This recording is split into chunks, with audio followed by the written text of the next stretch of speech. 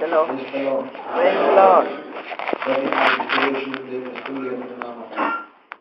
ഈ പ്രാർത്ഥനയുടെ രണ്ടാമത്തെ രാത്രിയിൽ മഹാദൈവത്തിന്റെ സാന്നിധ്യത്തിൽ അറിയിക്കുന്ന ഈ അനുഗ്രഹമായ രാത്രിയിൽ അവന്റെ സാക്ഷ്യവും കാൽവരി ക്രൂശിക്കുവാൻ യേശുവിന്റെ വിളംബരമായി ക്രിസ്തുവിന്റെ പത്രമായി നിൽക്കുവാൻ ദൈവം അനുവദിച്ചു നൽകിയ മഹനീയ അവസരത്തിനായി സ്തോത്രം ചെയ്യുന്നു. വിശേഷാൽ ഈ ദേശത്തിലേക്ക് ദൈവത്താലായിക്കൊണ്ട് നിത്യതയുടെ വിദ്യ ചുമക്കുകയും അഗ്നിശോധനയുടെ നടുവിലും ത്യാഗബുദ്ധിയോടെ കർത്താവിന്റെ മുമ്പിൽ തുറക്കത്തിൽ അഹോരാത്രം അധ്വാനിക്കുകയും പ്രതിഫലം നിത്യത മാത്രത്തിലാക്കാക്കിക്കൊണ്ട് ഈ ദൈവസഭയ്ക്ക് അനുഗ്രഹീതമായ ആത്മിക നേതൃത്വം കൊടുക്കുന്ന സ്ഥലം സഭയുടെ സാരഥിയായിരിക്കുന്ന കർത്താവിൽ ബഹുമാന്യ കർത്തൃദാസൻ കുടുംബം കണ്ണോടുകൂടെ ഓർമ്മത്തിൽ അധ്വാനിക്കുന്ന നമ്മുടെ സഹശുശ്രൂഷകന്മാർ വളരെ പ്രാർത്ഥനയോടെ ആവേശത്തോടെ തികഞ്ഞ ദൈവാശ്രയത്തിന്റെ മറവിൽ ഇന്ന് രാത്രിയിൽ കർത്താവിനെ ആരാധിക്കുവാൻ ആഗ്രഹരായിരിക്കുന്ന എല്ലാ വിശുദ്ധരും വിശ്വസ്തരുമായ ദൈവജന ശ്രോതാക്കൾക്കും അനശ്വരനായ യേശുക്രിസ്തുവിന്റെ അതുല്യമുള്ള നാമത്തിൽ എന്റെ ക്രിസ്തീയ സന്ധ്യ വന്ദനങ്ങളെ അറിയിക്കുന്നു. കഴിഞ്ഞ പകലിൽ നമ്മെ ആദരിച്ച കർത്താവ് ഇന്ന് രാത്രി നമ്മെ ശക്തിയോടെ ആദരിക്കുന്നു. വളരെ പ്രാർത്ഥനയോടെ വളരെ കരുതലോടെ ദൈവസഭയിലായിരിക്കുവാൻ കർത്താവിൽ ഓർമ്മിക്കുന്നു. കഴിഞ്ഞ പകൽ വളരെ അംഗീകരിതമായ ആളുകളെ യോഗത്തിൽ പങ്കെടുക്കണമെങ്കിലും വലിയൊരു പകർച്ചയ്ക്കകത്ത് വെളിപ്പെടുവാൻ കർത്താവ് നമ്മളോട് മനസ്സിൽ കൊടുത്തായി. രാത്രിയിൽ ഞാൻ പ്രതീക്ഷിക്കുന്നു നമ്മുടെ ദൈവം അത്ഭുതങ്ങളുടെ ദൈവം. 2015 അത്ഭുതങ്ങളുടെ ദൈവം മരിച്ചിട്ടില്ല. ഇത് വിശ്വസിക്കുന്ന എത്ര പേർ? ഞാൻ സാധാരണ എല്ലാ സ്ഥലങ്ങളിലും ഓർപ്പിക്കാറുണ്ട്, ഒരു പ്രവാചക ശുശ്രൂഷ ചെയ്യുന്നത് പോലെയോ വെളിപ്പാട് പറയുന്നത് പോലെയോ അത്ര സിമ്പിളല്ല ദൈവവചന ശുശ്രൂഷ. അതിന്റെ കാരണം വചന ശുശ്രൂഷയ്ക്ക് ഒരു പ്രത്യേകതയുണ്ട്. അത് എല്ലായിടത്തും ഒരുപോലെ ശോഭിക്കുന്നില്ല. യുഎഇയിൽ ഒരു സഭയിൽ ഞാൻ അനുഭവിച്ച ദിവസം ദൈവവചനം ശുശ്രൂഷിക്കുമ്പോൾ എനിക്ക് തലേ ദിവസം ശുശ്രൂഷിച്ച ഒരു ദൈവദാസനെ കുറിച്ച് ആ സഭയിലെ മുതിർന്ന ഒരു ആത്മിക പൗരൻ എന്നോടൊരു അഭിപ്രായം പറഞ്ഞു. ഇന്നലെ വന്ന ശുശ്രൂഷ ദൈവദാസൻ പകൽ നന്നായി ശോഭിച്ചു, രാത്രി എന്തെങ്കിലും ശോഭിക്കില്ല. ഞാൻ അന്ന് രാത്രി അതിനെ കുറിച്ച് വളരെ വിചിന്തനം ചെയ്തു. പകൽ അതിന് കൃപയുണ്ടായിരുന്നു, രാത്രിയിലെ കൃപ ഇവിടെ പോയിരുന്നു. ഇനിയാണ് എനിക്ക് അതിനകത്ത് ആത്മിക സത്യം മനസ്സിലായത്. പകല് ആ ദൈവദാസൻ പ്രസംഗിച്ച വചനത്തിന് അനുയോജ്യമായ ഒരു ടീമായിരുന്നു ഉറപ്പായിരുന്നു. അതുകൊണ്ട് പകലവനും ചോദിച്ചു. രാത്രി ആ വചനത്തിന് അനുയോജ്യമായ ടീം അല്ലായിരുന്നു ഉറപ്പായിരുന്നു. രാത്രി ക്ഷീണമൊക്കെ ഉള്ള പകല് ഒരുക്കമുള്ള കുറച്ച് വരും കാണും. അപ്പം രാത്രിയിലെ വചനത്തിലൂടെ ശോഭിക്കാത്തതിന്റെ കേട് ദൈവദാസനല്ല, വന്ന ടീമിന്റെ കുഴപ്പമായി. ഞാനൊരു നേരത്തെ പറഞ്ഞത് ഞാനൊക്കെ ഇരിപ്പൊക്കെ കണ്ടിട്ടുണ്ട്, നോട്ടം കണ്ടിട്ടുണ്ട്, ആശാൻ പർവ്വതം സ്പർശിച്ച് നോക്കുന്നത് എനിക്ക് തന്നെ ഭയം തോന്നും. അതുകൊണ്ട് റിലാക്സ് ആയിട്ടൊക്കെ ഇരുന്നാൽ വചനം ചിന്തിക്കാം. ഞാനിത് വെറുതെ പറഞ്ഞല്ല. വചന ശുശ്രൂഷ എന്ന് പറഞ്ഞാൽ ഒരു കണ്ടപോരാട്ടമുള്ള വിളിച്ചൂക്ക് പോലോ കാറലോ ഒന്നുമല്ല. വചന ശുശ്രൂഷ എന്ന് പറഞ്ഞാൽ പ്രാർത്ഥിക്കുന്ന ഒരു കൂട്ടം ജനത്തിന്റെ കൂട്ടായ ടീംവർക്കാണ് വചന ശുശ്രൂഷ. അതിന് ഞാനൊരു വാക്യം നിങ്ങൾക്ക് തെളിവായി നിരത്താം. അപ്പോസ്തലപ്രവൃത്തി 18:5 ഇങ്ങനെ ദൈവാത്മാവ് ഒരു വാക്യം എഴുതിയിട്ടുണ്ട്. ശീലാസും തിമോത്തിയോസും ആ പദം ശ്രദ്ധേയമാണ്. മക്കതോനിയിൽ നിന്ന് പൗലോസ് വചനഘോഷണത്തിൽ ശുഷ്കാന്തി കൊണ്ട് യേശു തന്നെ ക്രിസ്തു എന്ന യഹൂദന്മാരുടെയും പറഞ്ഞിരുന്നു. ആ പദം നിങ്ങൾ ശ്രദ്ധിച്ചോ? ശീലാസും തിമോത്തിയോസും മക്കതോനിൽ നിന്ന് വന്നാണ് യേശു തന്നെ ക്രിസ്തു എന്ന പൗലോസ് ശുഷ്കാന്തിയോടെ യഹൂദന്മാരുടെ മേൽ സാക്ഷിത്വം നൽകിയിരിക്കുന്നു. അതിന്റെ അർത്ഥം ശീലാസും തിമോത്തിയോസും മക്കതോനിയിൽ നിന്ന് വരുന്നതിന് മുൻപും പൗലോസ് യേശുവിനെ പ്രസംഗിച്ചിട്ടുണ്ട്. ശീലാസും തിമോത്തിയോസും മക്കതോനിയിൽ നിന്ന് വരുന്നതിന് മുൻപും യേശു തന്നെയാണ് ക്രിസ്തു എന്ന് പല സ്ഥലങ്ങളിൽ പൗലോസ് തെളിയിച്ചിട്ടുണ്ട്. പക്ഷെ ഈ വാക്യത്തിൽ ദൈവാത്മ പറയുകയാണ്, ശീലാസും തിമത്തിയോസും മക്കതോനിയിൽ നിന്ന് വന്നു കഴിഞ്ഞപ്പോൾ ഇന്നലെ വരെ പൗലോസിന്റെ വചന ശുശ്രൂഷയിൽ ഇല്ലാത്തൊരു ശുഷ്കാന്തി എന്നും വെളിപ്പെട്ടു. അതിന്റെ അർത്ഥം ചിലരുടെ വരവ് വചന ശുശ്രൂഷയുടെ ഒരു അനുഗ്രഹമാണ്. എന്റെ സഭയില് വളരെ കുറച്ചാണ്. എന്നാൽ എല്ലാ സഭായോഗത്തിലും ഞാൻ പ്രാർത്ഥിച്ച് സഭായോഗത്തിന് കയറുന്നതിന് മുമ്പ് ഞാൻ താമസിക്കുന്ന വാടക വീട്ടിൽ നിന്ന് ഞാൻ സഭായോഗത്തിന് പോകാൻ പ്രാർത്ഥിച്ചിറങ്ങുമ്പോൾ ഞാൻ ഞങ്ങളുടെ സഭയിൽ സഹോദരി ഒരു വത്സമ്മ എന്ന് പറഞ്ഞൊരു മധ്യവയസ്കയായ സഹോദരി, ഞാൻ എന്നും പ്രാർത്ഥിക്കും, കർത്താവേ ഞാൻ സഭായോഗത്തിന് പോകുന്നു, പ്രിയ വത്സമ്മ ഒരു തടസ്സം കൂടാതെ ജീവിതത്തിന് കൊണ്ടുവരണം, ശത്രു ഒരു തടയരുത്.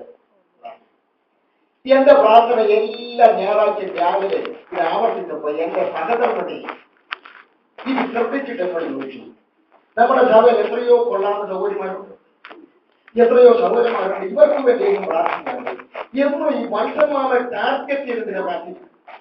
എന്റെ സഹധർമ്മത്തിൽ ഞാൻ എന്റെ സഹധർമ്മത്തിൽ പറഞ്ഞു, സഭയിൽ ഒത്തിരി പേരുണ്ടെന്നൊരു സത്യം, പക്ഷേ അവര് പലരും വന്നതുകൊണ്ട് പ്രഭാഷകനായി എനിക്ക് വലിയ ഗുണമില്ല. മറിച്ച് ഒരു വചനം കേട്ട് തിരിച്ചൊന്ന് ആത്മാവ് സ്തോത്രം ചെയ്ത് പ്രതികരിക്കുന്ന ഒരു സഹോദരി അവരാ യോഗത്തിന് വന്നാൽ എന്റെ വചന ശുശ്രൂഷ വിടുതലാണ്. അതുകൊണ്ട് ഒത്തിരി പേര് യോഗത്തിന് വന്നില്ല. വചനം കേട്ടാൽ ആത്മാവിൽ പ്രതികരിക്കുന്ന 5 പേരുണ്ടെങ്കിൽ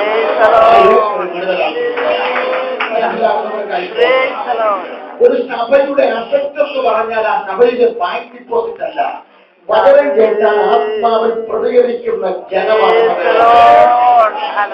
പ്രിയരെ, നിങ്ങൾക്ക് പ്രതികരിച്ചത് കൊണ്ട് നഷ്ടമില്ല. നിങ്ങൾ ഏത് വചനത്തിന്റെ മുകളിൽ പ്രതികരിക്കുന്നോ ആ വചനം നിങ്ങൾ ഉയർത്തും. തെളിവ് പറയാം, ഒരു കത്തുദാസിയുടെ അടുക്കൽ ഇറങ്ങി വന്നിട്ട് സാക്ഷാൽ ദൈവത്തിന്റെ ദൂതം പറയാ, കൃപ ലഭിച്ചവരെ നിനക്ക് വന്ദന. അവൾ പറഞ്ഞു, ഇങ്ങനെ ഒരു വന്ദന ഞാൻ ആയുസിൽ കേട്ടിട്ടില്ല.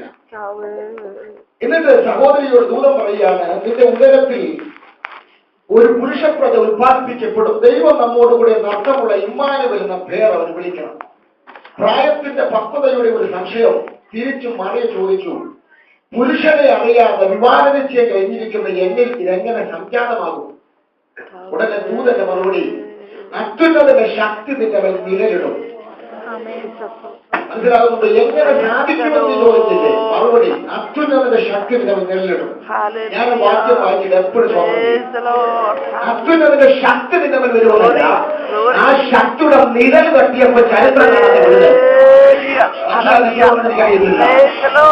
ആ ശക്തിയുടെ നിഴൽ തട്ടിയപ്പോൾ ചരിത്രം അത്ഭുതപ്പെടുന്ന വിടുതലുണ്ടെങ്കിൽ ഈ ഉപവാസ പ്രാർത്ഥനയുടെ 2ാം രാത്രിയിൽ ഞാൻ പ്രസംഗിക്കുന്ന ദൈവത്തിന്റെ ശക്തിയുടെ ഒരു ചെറിയ കണിക ഇന്ന് രാത്രി നിന്റെ മേൽ ഇറങ്ങി വന്ന ഈ രാത്രി സൗഖ്യമാകാത്ത രോഗങ്ങളില്ല, ഒറ്റമാകാത്ത ബന്ധനങ്ങളില്ല, അഴിഞ്ഞു പോകാത്ത കെട്ടുകളില്ല. വിശ്വസിക്കുന്നവരെ ദൈവത്തിന് വാങ്ങി കൊടുക്കുക.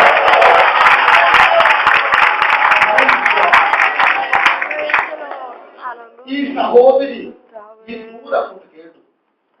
എനിക്കന്ന് ആശ്ചര്യം തോന്നി. ഇവൾ ആ ദൂതനോടങ്ങ് പ്രതികരിക്കുക, ഞാൻ കർത്താവിന്റെ ദാസി, നിന്റെ ഹിതം പോലെ എന്നിൽ ഭവിക്കട്ടെ.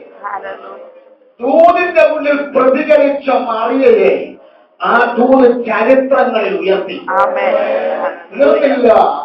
അത് പെട്ടകത്തോട് ചേർന്ന് കിടന്നവൻ, അത് യഹോവേ അരുളി ചെയ്യണമേ കേൾക്കാമെന്ന് പ്രതികരിച്ച ഒരു ബാലകനെ, അവൻ പ്രതികരിച്ച വചനം അവനെ ദാൻ മുതൽ ബേർശേബ വരെ ഉയർത്തി. വിളിച്ച ദൈവം വിശ്വസ്തരെന്ന് അതരത്തിൽ എണ്ണിയ സാറായിയുടെ ഉദരത്തെ അവൻ അത്ഭുതം കൊണ്ട് നിറയ്ക്കട്ടെ. ഇന്ന് രാത്രിയിൽ നീ കേൾക്കുന്ന വചനത്തിന്റെ മുന്നിൽ മസിൽ പിടിച്ചിരിക്കാതെ ഒന്നാത്മാവിനെ പ്രതികരിക്കാം. ഈ രാത്രി നീ അകത്ത് ദൈവത്തിലുണ്ടെങ്കിൽ ഇപ്പൊ രാത്രി വചനത്തിനെ ഉയർത്താൻ പോവുക. ഈ രാത്രി വചനത്തെ പിടിക്കാൻ പോവുക. വിശ്വസിക്കുന്നവരെ ദൈവത്തിന്റെ ശക്തിയോട്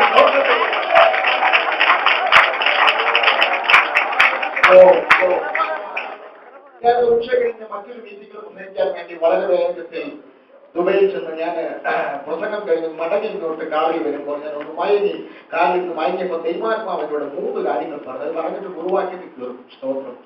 3 കാര്യങ്ങൾ. അത് സാത്താൻ അറിയേണ്ട പ്രധാനപ്പെട്ട കാര്യങ്ങളാണ്. ഒന്ന്, ദലീല ശിംശോനോട് ചോദിച്ച ഒന്നാമത്തെ കാര്യം, നിന്റെ ശക്തിയുടെ രഹസ്യമുണ്ട്. സാത്താൻ അറിയേണ്ട കാര്യമാണ്. നിന്റെ ശക്തിയുടെ രഹസ്യമുണ്ട്. അത് അറിയാതെ അവന് നിന്നെ എങ്ങനെയെങ്കിലും ഒതുക്കാൻ പറ്റും. മനസ്സിലാകുന്ന ഉപവാസമാണോ നിന്റെ ശക്തിയുടെ രഹസ്യം? പ്രാർത്ഥനയാണോ? അതോ നീ കാത്തു സൂക്ഷിക്കുന്ന വിശുദ്ധിയാണോ? അതോ നിന്റെ രാത്രിയിലെ കരച്ചില? എന്താ നിന്റെ ശക്തിയുടെ രഹസ്യം? അസഹ്യപ്പെടുത്തുന്ന ഈ രാത്രി ചിലരോട് ദൂത് പറയുന്നു.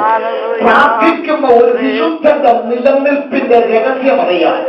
അത് പരതി നടക്കുന്ന ചില സ്ത്രീ ശക്തികളുടെ മേൽ ഇന്ന് രാത്രി സ്വർഗം ജയമയക്കാനോ പട്ടണത്തിലെ അന്തരംഗ നോക്കിയ ഇന്ന് രാത്രി ദൈവാത്മ പറയുന്നു.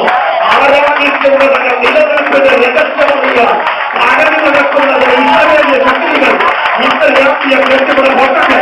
വിശ്വസിക്കുന്നവരെ ദൈവത്തിന്റെ മതപ്രകാരം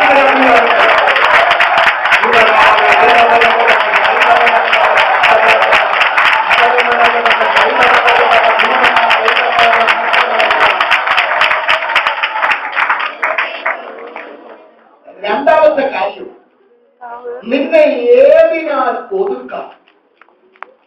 ആദ്യം പറഞ്ഞു നിന്റെ ശക്തിയുടെ രഹസ്യം എന്ത്. രണ്ടാമത് ചോദിക്കുക, നിന്നെ ഏതിനാൽ ഒതുക്കാം. നിന്നെ എവിടെ തൊട്ടാൽ ദൈവത്തിങ്കിലേക്ക് ഒരു പടി കൂടി അടുപ്പിക്കാമെന്ന് ദൈവം ചിന്തിക്കുന്നു. നിന്നെ എവിടെ തൊട്ടാൽ ഒതുക്കാമെന്ന് ചിന്തിക്കുന്ന ഒരു പൈശാചിക മണ്ഡലമുണ്ട്. ദൈവദാസന്മാർ ഉൾപ്പെടെ എല്ലാവർക്കും ഇത് ഒരു മാനകമാണ്.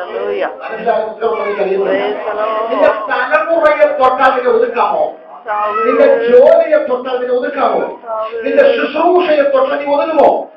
ഈ രാത്രി ഈ കെട്ടിവിടെ പൊട്ടിയെ എഴുന്നേക്കാവും. പുലമ്പുകയല്ല, ആത്മാവിനോട് ഈ രാത്രി പ്രവചിക്കാൻ നിർബന്ധിക്കുന്നു. ചിലതിന്റെ നിലനിൽപ്പ് കണ്ടിട്ട് സഹിക്കാൻ കഴിയാതെ നിങ്ങൾ എങ്ങനെ ഒതുക്കാമെന്ന് തരമന്വേഷിച്ചു നടക്കുന്ന ചില പൈശാചിക മണ്ഡലങ്ങൾ ഈ രാത്രി യേശുവിന്റെ നാമത്തിലുള്ള ദൈവത്തിന് മടക്കം കൊടുക്കുക. ഇപ്പൊ രാത്രി എങ്ങനെ ഒതുക്കാമെന്ന് തരമന്വേഷിക്കുന്നു അന്ധകാരത്തിന്റെ സ്വതന്ത്രില്ലാത്ത ഒതുങ്ങുന്നതിലോ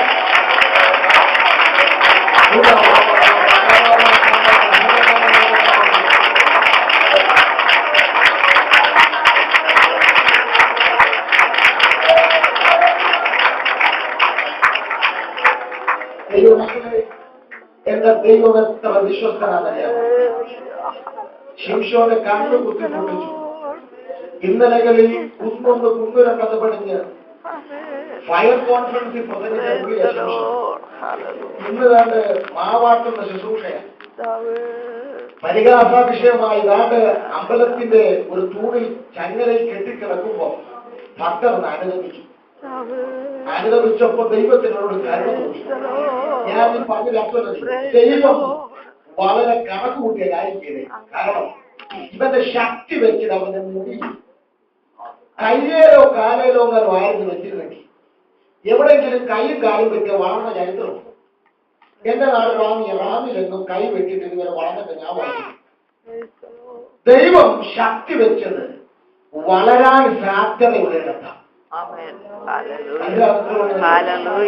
ഒരു വാക്യം ഞാനവിടെ വായിച്ചു. ശിംശോന്റെ ജന വളർന്നു തുടങ്ങിയത് നോക്കണം. ദാഗോന്യ ശക്തികൾ ഒരഭിഷിക്തന്റെ പഠനം സെലിബ്രേറ്റ് ചെയ്ത് ആഘോഷിക്കുമ്പോൾ ദാഗോനോട് ഈ രാത്രി ദൈവത്തിന് പറയാനുള്ള തൂത്, നീ അധികം സന്തോഷിക്കണ്ട. നീ കണ്ടിച്ചു വിട്ട ഭക്തന്റെ ജന വളർന്നു തുടങ്ങിയിട്ടുണ്ട്. ഈ രാത്രിയിൽ ഈ IPC സഭയോട് ദൈവാത്മാവ് പറയുന്നു, നിന്റെ സഭയുടെ ഏതെങ്കിലും കോണിലെ പഠനങ്ങൾ കണ്ട് ആഘോഷിക്കുന്ന ഒരു പാതാള ഗോപുര ശക്തി ഈ യുഎയിൽ ആക്രോശിക്കുമെങ്കിൽ ഇന്ന് രാത്രി അതിനോട് ദൈവാത്മാവ് വിളിച്ചു പറയുകയാണ്, നീ അധികം ആഘോഷിക്കണ്ട. നീ കണ്ടിച്ചു വിട്ട ദൈവസഭയുടെ വളർച്ചയുള്ള ഈ ഉപവാസ പ്രാർത്ഥന വളർന്നു തുടങ്ങിയിട്ടുണ്ട്. കർത്താവിനോട് എന്തൊക്കെ തോന്നുന്നില്ല. എന്റെ മാക്കളുടെ ഞങ്ങൾ വളരെ പോലെയാ, എന്റെ അമ്മയുടെ ഞങ്ങൾ വളരെ പോലെയാ, എന്റെ വെളിപ്പാടിന്റെ ഞങ്ങൾ വളരെ പോലെയാ, എന്റെ സുധാകരത്തിന്റെ ഞങ്ങൾ വളരെ പോലെയാ. വിശ്വസിക്കുന്നവരെ ദൈവത്തിന് നടക്കപ്പെടും. ഈ ബോധപ്രാർത്ഥനയിൽ ശത്രു ഇന്നലകളിൽ കണ്ടിച്ചു വിട്ട സഭയുടെ വളർച്ചയുടെ ജന സ്വർഗം വീണ്ടും വളർത്താൻ ദൈവം ഈ രാത്രി വളരെ വ്യക്തമായി പറയുന്നു. ശത്രു കണ്ടിച്ചു വിട്ട നിന്റെ പ്രാർത്ഥനയുടെ ജനയിൽ അത് വളർന്നു. ശത്രു കണ്ടിച്ചു വിട്ടതിന്റെ വെളിപ്പാടിന്റെ ജന, നിന്റെ കൃപാവരത്തിന്റെ ജന, നിന്റെ ഭരണശുശ്രൂഷയുടെ ജന, നിന്റെ സാമ്പത്തിക മണ്ഡലത്തിന്റെ ജന, നിന്റെ ശുശ്രൂഷയുടെ ജന, നമ്മുടെ രാത്രിയെ ആരാമയെ വളരെ പോലെയാ. ഒരു രാത്രി വിശ്വസിച്ച് ദൈവത്തിന് നടക്കപ്പെടുന്നു. എന്റെ രാത്രി ചില ജനങ്ങൾ വളരുന്ന രാത്രിയാ. എന്റെ ദൈവ ജനങ്ങളെ വളർന്നു. ഒരു നല്ല ഹാലലുയ പറയാമേ. വേദപുസ്തകം തുറക്കാം. ലൂക്കോസിന്റെ സുവിശേഷത്തിലേക്ക് നമ്മൾ ശ്രദ്ധയിലിരിക്കാം. 19-ാം അധ്യായത്തിന്റെ 41 മുതൽ 44 വരെയുള്ള പാഠേജ് രാത്രി നമുക്ക് ധ്യാനിക്കാം. അവൻ നഗരത്തിന് സമീപിച്ചപ്പോൾ അതിനെ കണ്ട് അതിനെക്കുറിച്ച് കരഞ്ഞു. ഈ നാളിൽ നിന്റെ സമാധാനത്തിലുള്ളത് നീയും അറിഞ്ഞെങ്കിൽ കൊള്ളായിരുന്നു. ഇപ്പോഴോ അത് നിന്റെ കണ്ണിന് മറഞ്ഞിരിക്കുന്നു. നിന്റെ സന്ദർശനകാലം നീ അറിയാത്തത് കൊണ്ട് നിന്റെ ശത്രുക്കൾ നേതൃത്വം വാടപോയി നിന്നെ വളഞ്ഞ് നാല് പുറത്തും ഞെരുക്കി നിന്നെയും നിന്നിലുള്ള നിന്റെ മക്കളെയും നിലത്ത് തള്ളിയിട്ടു. നിങ്ങൾ കല്ലിന്മേൽ കല്ലിൽ ശിക്ഷിക്കാതിരിക്കുന്ന കാലം നേർത്തു വരും. വേദപുസ്തകത്തിലെ ഏകജാതീയ ഗ്രന്ഥകാരനും പൗലോസിന്റെ മിഷണറി യാത്രയിലെ സഹയാത്രികനുമായിരുന്ന വൈദ്യനായ ലൂക്കോസ് തന്റെ സ്നേഹിതനായ തെയോഫിലോസിന് യേശുക്രിസ്തുവിനെ പരിചയപ്പെടുത്തുവാൻ കുറിച്ചിട്ട ഒരു മനോഹരമായ ചരിത്ര പുസ്തകമാണ് ലൂക്കോസിന്റെ സുവിശേഷം. വേദപുസ്തകത്തിലെ 66 പുസ്തകങ്ങളിലും നിറഞ്ഞു നിൽക്കുന്ന ഒരേ ഒരു വ്യക്തി ഞാൻ പ്രസംഗിക്കുന്ന നസ്രായനായ യേശുവാണ്. ബൈബിൾ എഴുതിയത് കൈന്റെ ഭാര്യ വീട്ടുകാരുടെ പേര് പറയാനല്ല. ബൈബിൾ എഴുതിയത് നസ്രായനുള്ളതാണ്.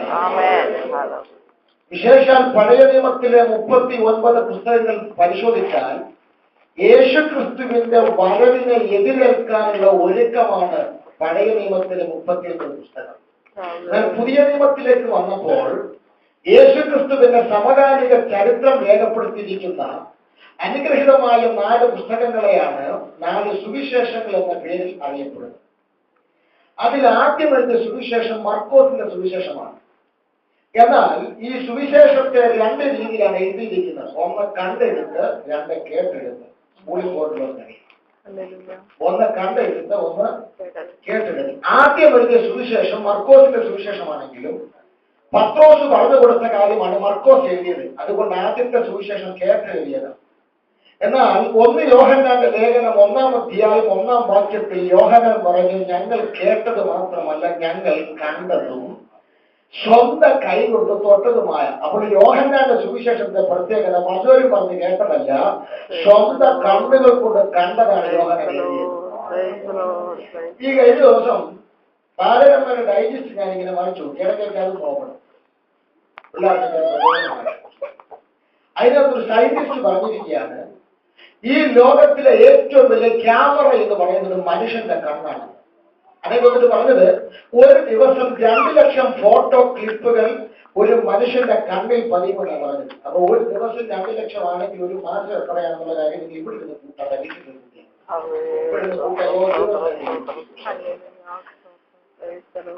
നിങ്ങളുടെ ഫോണ്, നിങ്ങളുടെ കയ്യിലിരിക്കുന്ന ഫോൺ ആപ്പിൾ ആണെങ്കിലും സോണി ആണെങ്കിലും ഏത് വലിയ ഫോണാണെങ്കിലും 2 ലക്ഷം ഫോട്ടോ ഒരു ദിവസം നീ എടുക്കുമായിരിക്കും. 2 മിനിറ്റ് കഴിയുമ്പോൾ കാപ്പി കളിക്കുന്ന പുക പോകുന്നത് പോലെ എടുത്ത് റോഡിലോട്ടുള്ള കാണാൻ. ഈ മനുഷ്യന്റെ കണ്ണെന്ന ക്യാമറയ്ക്ക് ഒരു പ്രത്യേകതയുണ്ട്. എത്ര വർഷം കഴിഞ്ഞാലും ഫോട്ടോയ്ക്ക് കൂപ്പിൽ പിടിക്കുന്നില്ല, അതുപോലെ കിടക്കും. അതുകൊണ്ട് നമ്മുടെ ചില സൗകര്യമാരൊക്കെ പറഞ്ഞിട്ടുണ്ട്, അവർ പറഞ്ഞത് എനിക്ക് മറക്കാൻ പറ്റില്ല. കാരണം ഇത് ഫോട്ടോയുടെ കുഴപ്പമല്ല, ഇത് കിടക്കും. ഞാൻ ഒരിക്കൽ കുമളി ഡിസംബറിന്റെ ഒരു മീറ്റിംഗ്, ഐപിസിയുടെ മീറ്റിംഗ് പ്രസംഗിക്കാൻ പോകുമ്പോൾ മത്തായിക്കൊക്കെ എന്ന് പറയുന്ന സ്ഥലത്ത് വെച്ച് എനിക്കൊരു ആക്സിഡന്റ് ഉണ്ടായി. ചെറിയ ചെറിയ മുറിവുകളൊക്കെ ഉണ്ടായി. അതിനുശേഷം ഞാൻ പലപ്പോഴും ഹൈറേഞ്ച് പ്രസംഗിക്കാൻ പോകുന്നത് എന്റെ കൂടെ ബൈക്കിൽ ഇരിക്കുന്ന ദൈവദാസന്മാരോട് ഞാൻ പറയും, ഇവിടെ വെച്ച എന്റെ വണ്ടി നല്ല ആക്സിഡന്റ് എന്റെ കണ്ണിൽ ഇരിക്കുന്ന കൃപമായി. ഈ കഴിഞ്ഞ 2 മാസത്തിൽ മാനവവിലാസ ഓഫീസിൽ പ്രസംഗിക്കാൻ വേണ്ടി പോകുമ്പോൾ എന്റെ കൂടെ കാറിൽ ഇരുന്ന ദൈവദാസനോട് ഞാൻ ആ ഭാഗം എത്തിയപ്പോൾ ഞാൻ ചൂണ്ടിട്ടുണ്ട്, ഇവിടെയാണെന്ന് പറഞ്ഞപ്പോ പാസ്റ്റർ അടുത്തെന്ന് പറഞ്ഞിട്ട് 17ാമത്തെ പ്രാവശ്യം പറയാം. പുള്ളിക്കത് പറയാം 17ാമത്തെ പ്രാവശ്യമാണ്. എന്റെ കണ്ണിൽ ഇത് പോകുന്നില്ല. എന്തായാലും പറഞ്ഞു ചോദിച്ചാൽ പറയാമോ എന്തിനാ പറഞ്ഞത്? യേശുക്രിസ്തുവിന്റെ ശിഷ്യന്മാര് പലരുണ്ടായിരുന്നു. യേശുവിനെ ഏറ്റവും അധികം സ്നേഹിക്കുന്നെന്ന് പറഞ്ഞ് നടന്ന ഒരു ഉള്ളിൽ പത്രോസ് ഉണ്ടായിരുന്നു. ജനനം കൊടുത്തൊരു അമ്മയായ മറിയ ഉണ്ടായിരുന്നു. ഇവർക്കാർക്കും വെളിപ്പെടുത്തി കൊടുക്കാത്ത യേശുവിന്റെ തനി രൂപം യേശു വെളിപ്പെടുത്തി കൊടുത്തത് യോഹന്നാന് മാത്രമാണ്. അത് മാറത്ത് പൊൻകട്ടി കെട്ടി തനി രൂപം പത്രോസ് വെളിപ്പെടുത്തി. ഞാൻ ചോദിച്ചു എന്താ അതിന്റെ കാരണം? യേശു പറഞ്ഞു, ഞാൻ 3.5 കൊല്ലം ഉമ്മാരെ കൂടെ കൊണ്ടുവന്ന് DPP വചനത്തിന്റെ ഏടുകൾ മുഴുവൻ പഠിപ്പിച്ചിട്ട് ക്രൂശിന്റെ ചോട്ടുകൾക്ക് ഗ്രാജുവേഷൻ കൊടുക്കാൻ നോക്കിയ 4 എന്തെങ്കിലും. പിന്നെ യേശു അങ്ങോട്ട് നോക്കിയപ്പം കുറച്ച് സഹോദരിമാർ ചെന്നത് യേശുവിന് വളരെ ദുഃഖം തോന്നി ക്രൂശി കിടക്കുമ്പോൾ. കാരണം ഇവന്മാരെയാണല്ലോ ഞാൻ 3.5 കൊല്ലം കൂടെ കൊണ്ടുനടന്നെല്ലാം തോന്നി. ഒന്നുകൂടെ കത്താൻ നോക്കിയപ്പോൾ ഒരു കാഴ്ച കണ്ടു. ആ ക്രൂശിന്റെ അല്പം മാറി ഒരു മനുഷ്യൻ പൊട്ടിക്കരയുകയാണ്. അവന്റെ പേരാണ് യോഹന്നാൻ. അവൻക്കറിയാൻ കാരണം അവൻ കണ്ട യേശു ഈ ക്രൂശിൽ കിടക്കുന്ന പോലെ യേശു അല്ല. 42 മാസം പാലസ്തീന്റെ പച്ചമണ്ണിലൂടെ ദൈവരാജ്യം പ്രസംഗിച്ചുകൊണ്ട് കാനാവിലെ വീട്ടിൽ പച്ചവെള്ളം വീഞ്ഞാങ്ങിക്കൊണ്ട് അപമാനത്തിൽ കുടുങ്ങിക്കിടന്ന ഒരു കുടുംബത്തിന്റെ തല ഉയർത്തിക്കൊണ്ട് അത്ഭുതങ്ങൾ തുടങ്ങിയ ഒരു ഗുരുനാഥനെ തനിക്കറിയാം. ആ ഗുരു രാത്രി മുഴുവൻ പ്രാർത്ഥിക്കും, പകൽ മുഴുവൻ ശുശ്രൂഷിക്കും, ദൈവത്തിന്റെ പ്രസാദവശം പ്രസംഗിക്കും, ദൈവത്തിന്റെ പ്രതികാര ദിവസം ഓർപ്പിക്കും. ആ ഗുരു 3 മരിച്ചവരെ ഉയർപ്പിച്ചു, 3 കുരുടർക്ക് കാഴ്ച കൊടുത്തു. തീർന്നില്ല, അത്ഭുതം കണ്ടി ഒരു പദയാത്ര തന്നെ നടത്തിയ പൈശാചിക മണ്ഡലങ്ങളിൽ വിറപ്പിച്ചുകൊണ്ട് നടന്ന ഒരു ഗുരുവിനെ തനിക്കറിയാം. പക്ഷേ ഇന്ന് ക്രൂശിൽ കിടക്കുന്ന ഗുരുവിനെ നോക്കാൻ പ്രാണിയില്ല. കാരണം ഒരു അടകലിനും ചുറ്റികയ്ക്കും ഇടയിൽ അടിച്ചു തകർക്കപ്പെട്ട് കിടക്കുന്ന ലോഹത്തെ പോലെ ക്രൂര നരാധമന്മാരായ പടയാളികൾ തല്ലിത്തകർത്തൊരു പച്ച മനുഷ്യന്റെ ശരീരം പിച്ചിച്ചിരിക്കുന്നതോടെ 10,000-ങ്ങളേക്കാൾ സുന്ദരനായവർ കണ്ടാൽ ആളല്ല എന്ന് തോന്നുമാറ് വിരൂപമായി കിടക്കുന്ന ക്രൂശിലെ ഗുരുനാഥനെ കാണാൻ പ്രാണിയില്ലാതെ അവർ കണ്ണുകൾ ഇറുക്കിയടിച്ചവൻ ഏകി മോങ്ങി കരയുമ്പോൾ ക്രൂശിൽ കിടന്നുകൊണ്ട് യേശു ക്രിസ്തു യോഹന്നാന്റെ കരത്തിൽ കണ്ടിട്ട് ഡയറിയിൽ ഒരു തൂത് കുറിച്ചിട്ടു. യോഹന്നാനെ, നീ ഏത് കണ്ണുകൾ കൊണ്ട് ക്രൂശിലെ തകർച്ച കണ്ടോ, നീ ഏത് കണ്ണുകൾ കൊണ്ട് ക്രൂശിലെ ദുരന്തം കണ്ടോ, അതേ കണ്ണുകൾ കൊണ്ട് നീ പത്മോസിൽ വിടുതൽ കാണും. വിശ്വസിക്കാതെ വിശ്വസിച്ചോ. നിന്റെ കണ്ണിൽ കൈവച്ചിട്ട് ഈ രാത്രിയിൽ ആത്മാവിൽ ദൂത് പറഞ്ഞു. 2015 ഓഗസ്റ്റ് മാസത്തിൽ തന്റേടത്തോടെ പരിശുദ്ധാത്മാവിനോട് ദൂത് പറയുന്നു. തകർച്ച കണ്ട, പരാജയം കണ്ട, ദുരന്തം കണ്ട അതേ കണ്ണിൽ 2015 ഡിസംബർ ദിനശീലമുണ്ട്. നീ ഒരു വിടുതൽ കാണാൻ പോവുകയാ, നീ ഒരു ദൈവപ്രവൃത്തി കാണാൻ പോവുകയാ, നീ ഒരു അത്ഭുതം കാണാൻ പോവുകയാ. വിശ്വസിക്കുന്നവരാണ് ദൈവത്തിന് മഹത്വമുള്ളത് കാണുകയാണ്.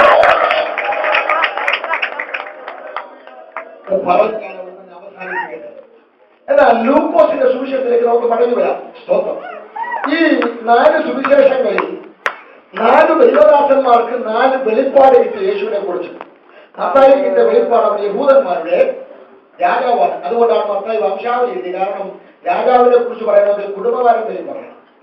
മർക്കോസിന് യേശുക്രിസ്തുവിനെ വെളിപ്പെട്ട് കിട്ടുന്നത് അവർ ദാസനായിട്ടാണ്. അതുകൊണ്ട് മർക്കോസ് വംശാവലി എഴുതിയില്ല. കാരണം ദാസനെ കുറിച്ച് പറയുമ്പോൾ ആരും വംശാവലി ചോദിക്കാറില്ല. നിങ്ങളുടെ വീട്ടിൽ പണിക്ക് വരുന്ന ഒരാളുടെ കുടുംബവും കുലവും ഗോത്രവും ചോദിച്ചിട്ട് തന്നെ കയറാൻ അനുവദിക്കുന്നുണ്ടെങ്കിൽ എനിക്ക് കാര്യമായിട്ട് കുഴപ്പം എന്ന് പറഞ്ഞാൽ ദാസനോട് ആരും കുടുംബാരോട് ചോദിക്കാനില്ല. മർക്കോസ് എഴുതിയില്ല വംശാവലി. ലൂക്കോസിലോട്ട് വന്നപ്പോൾ ലൂക്കോസിന് യേശുവിനെ വെളിപ്പെട്ട് കിട്ടത് സാക്ഷാൽ മനുഷ്യപുത്രനായിട്ട്.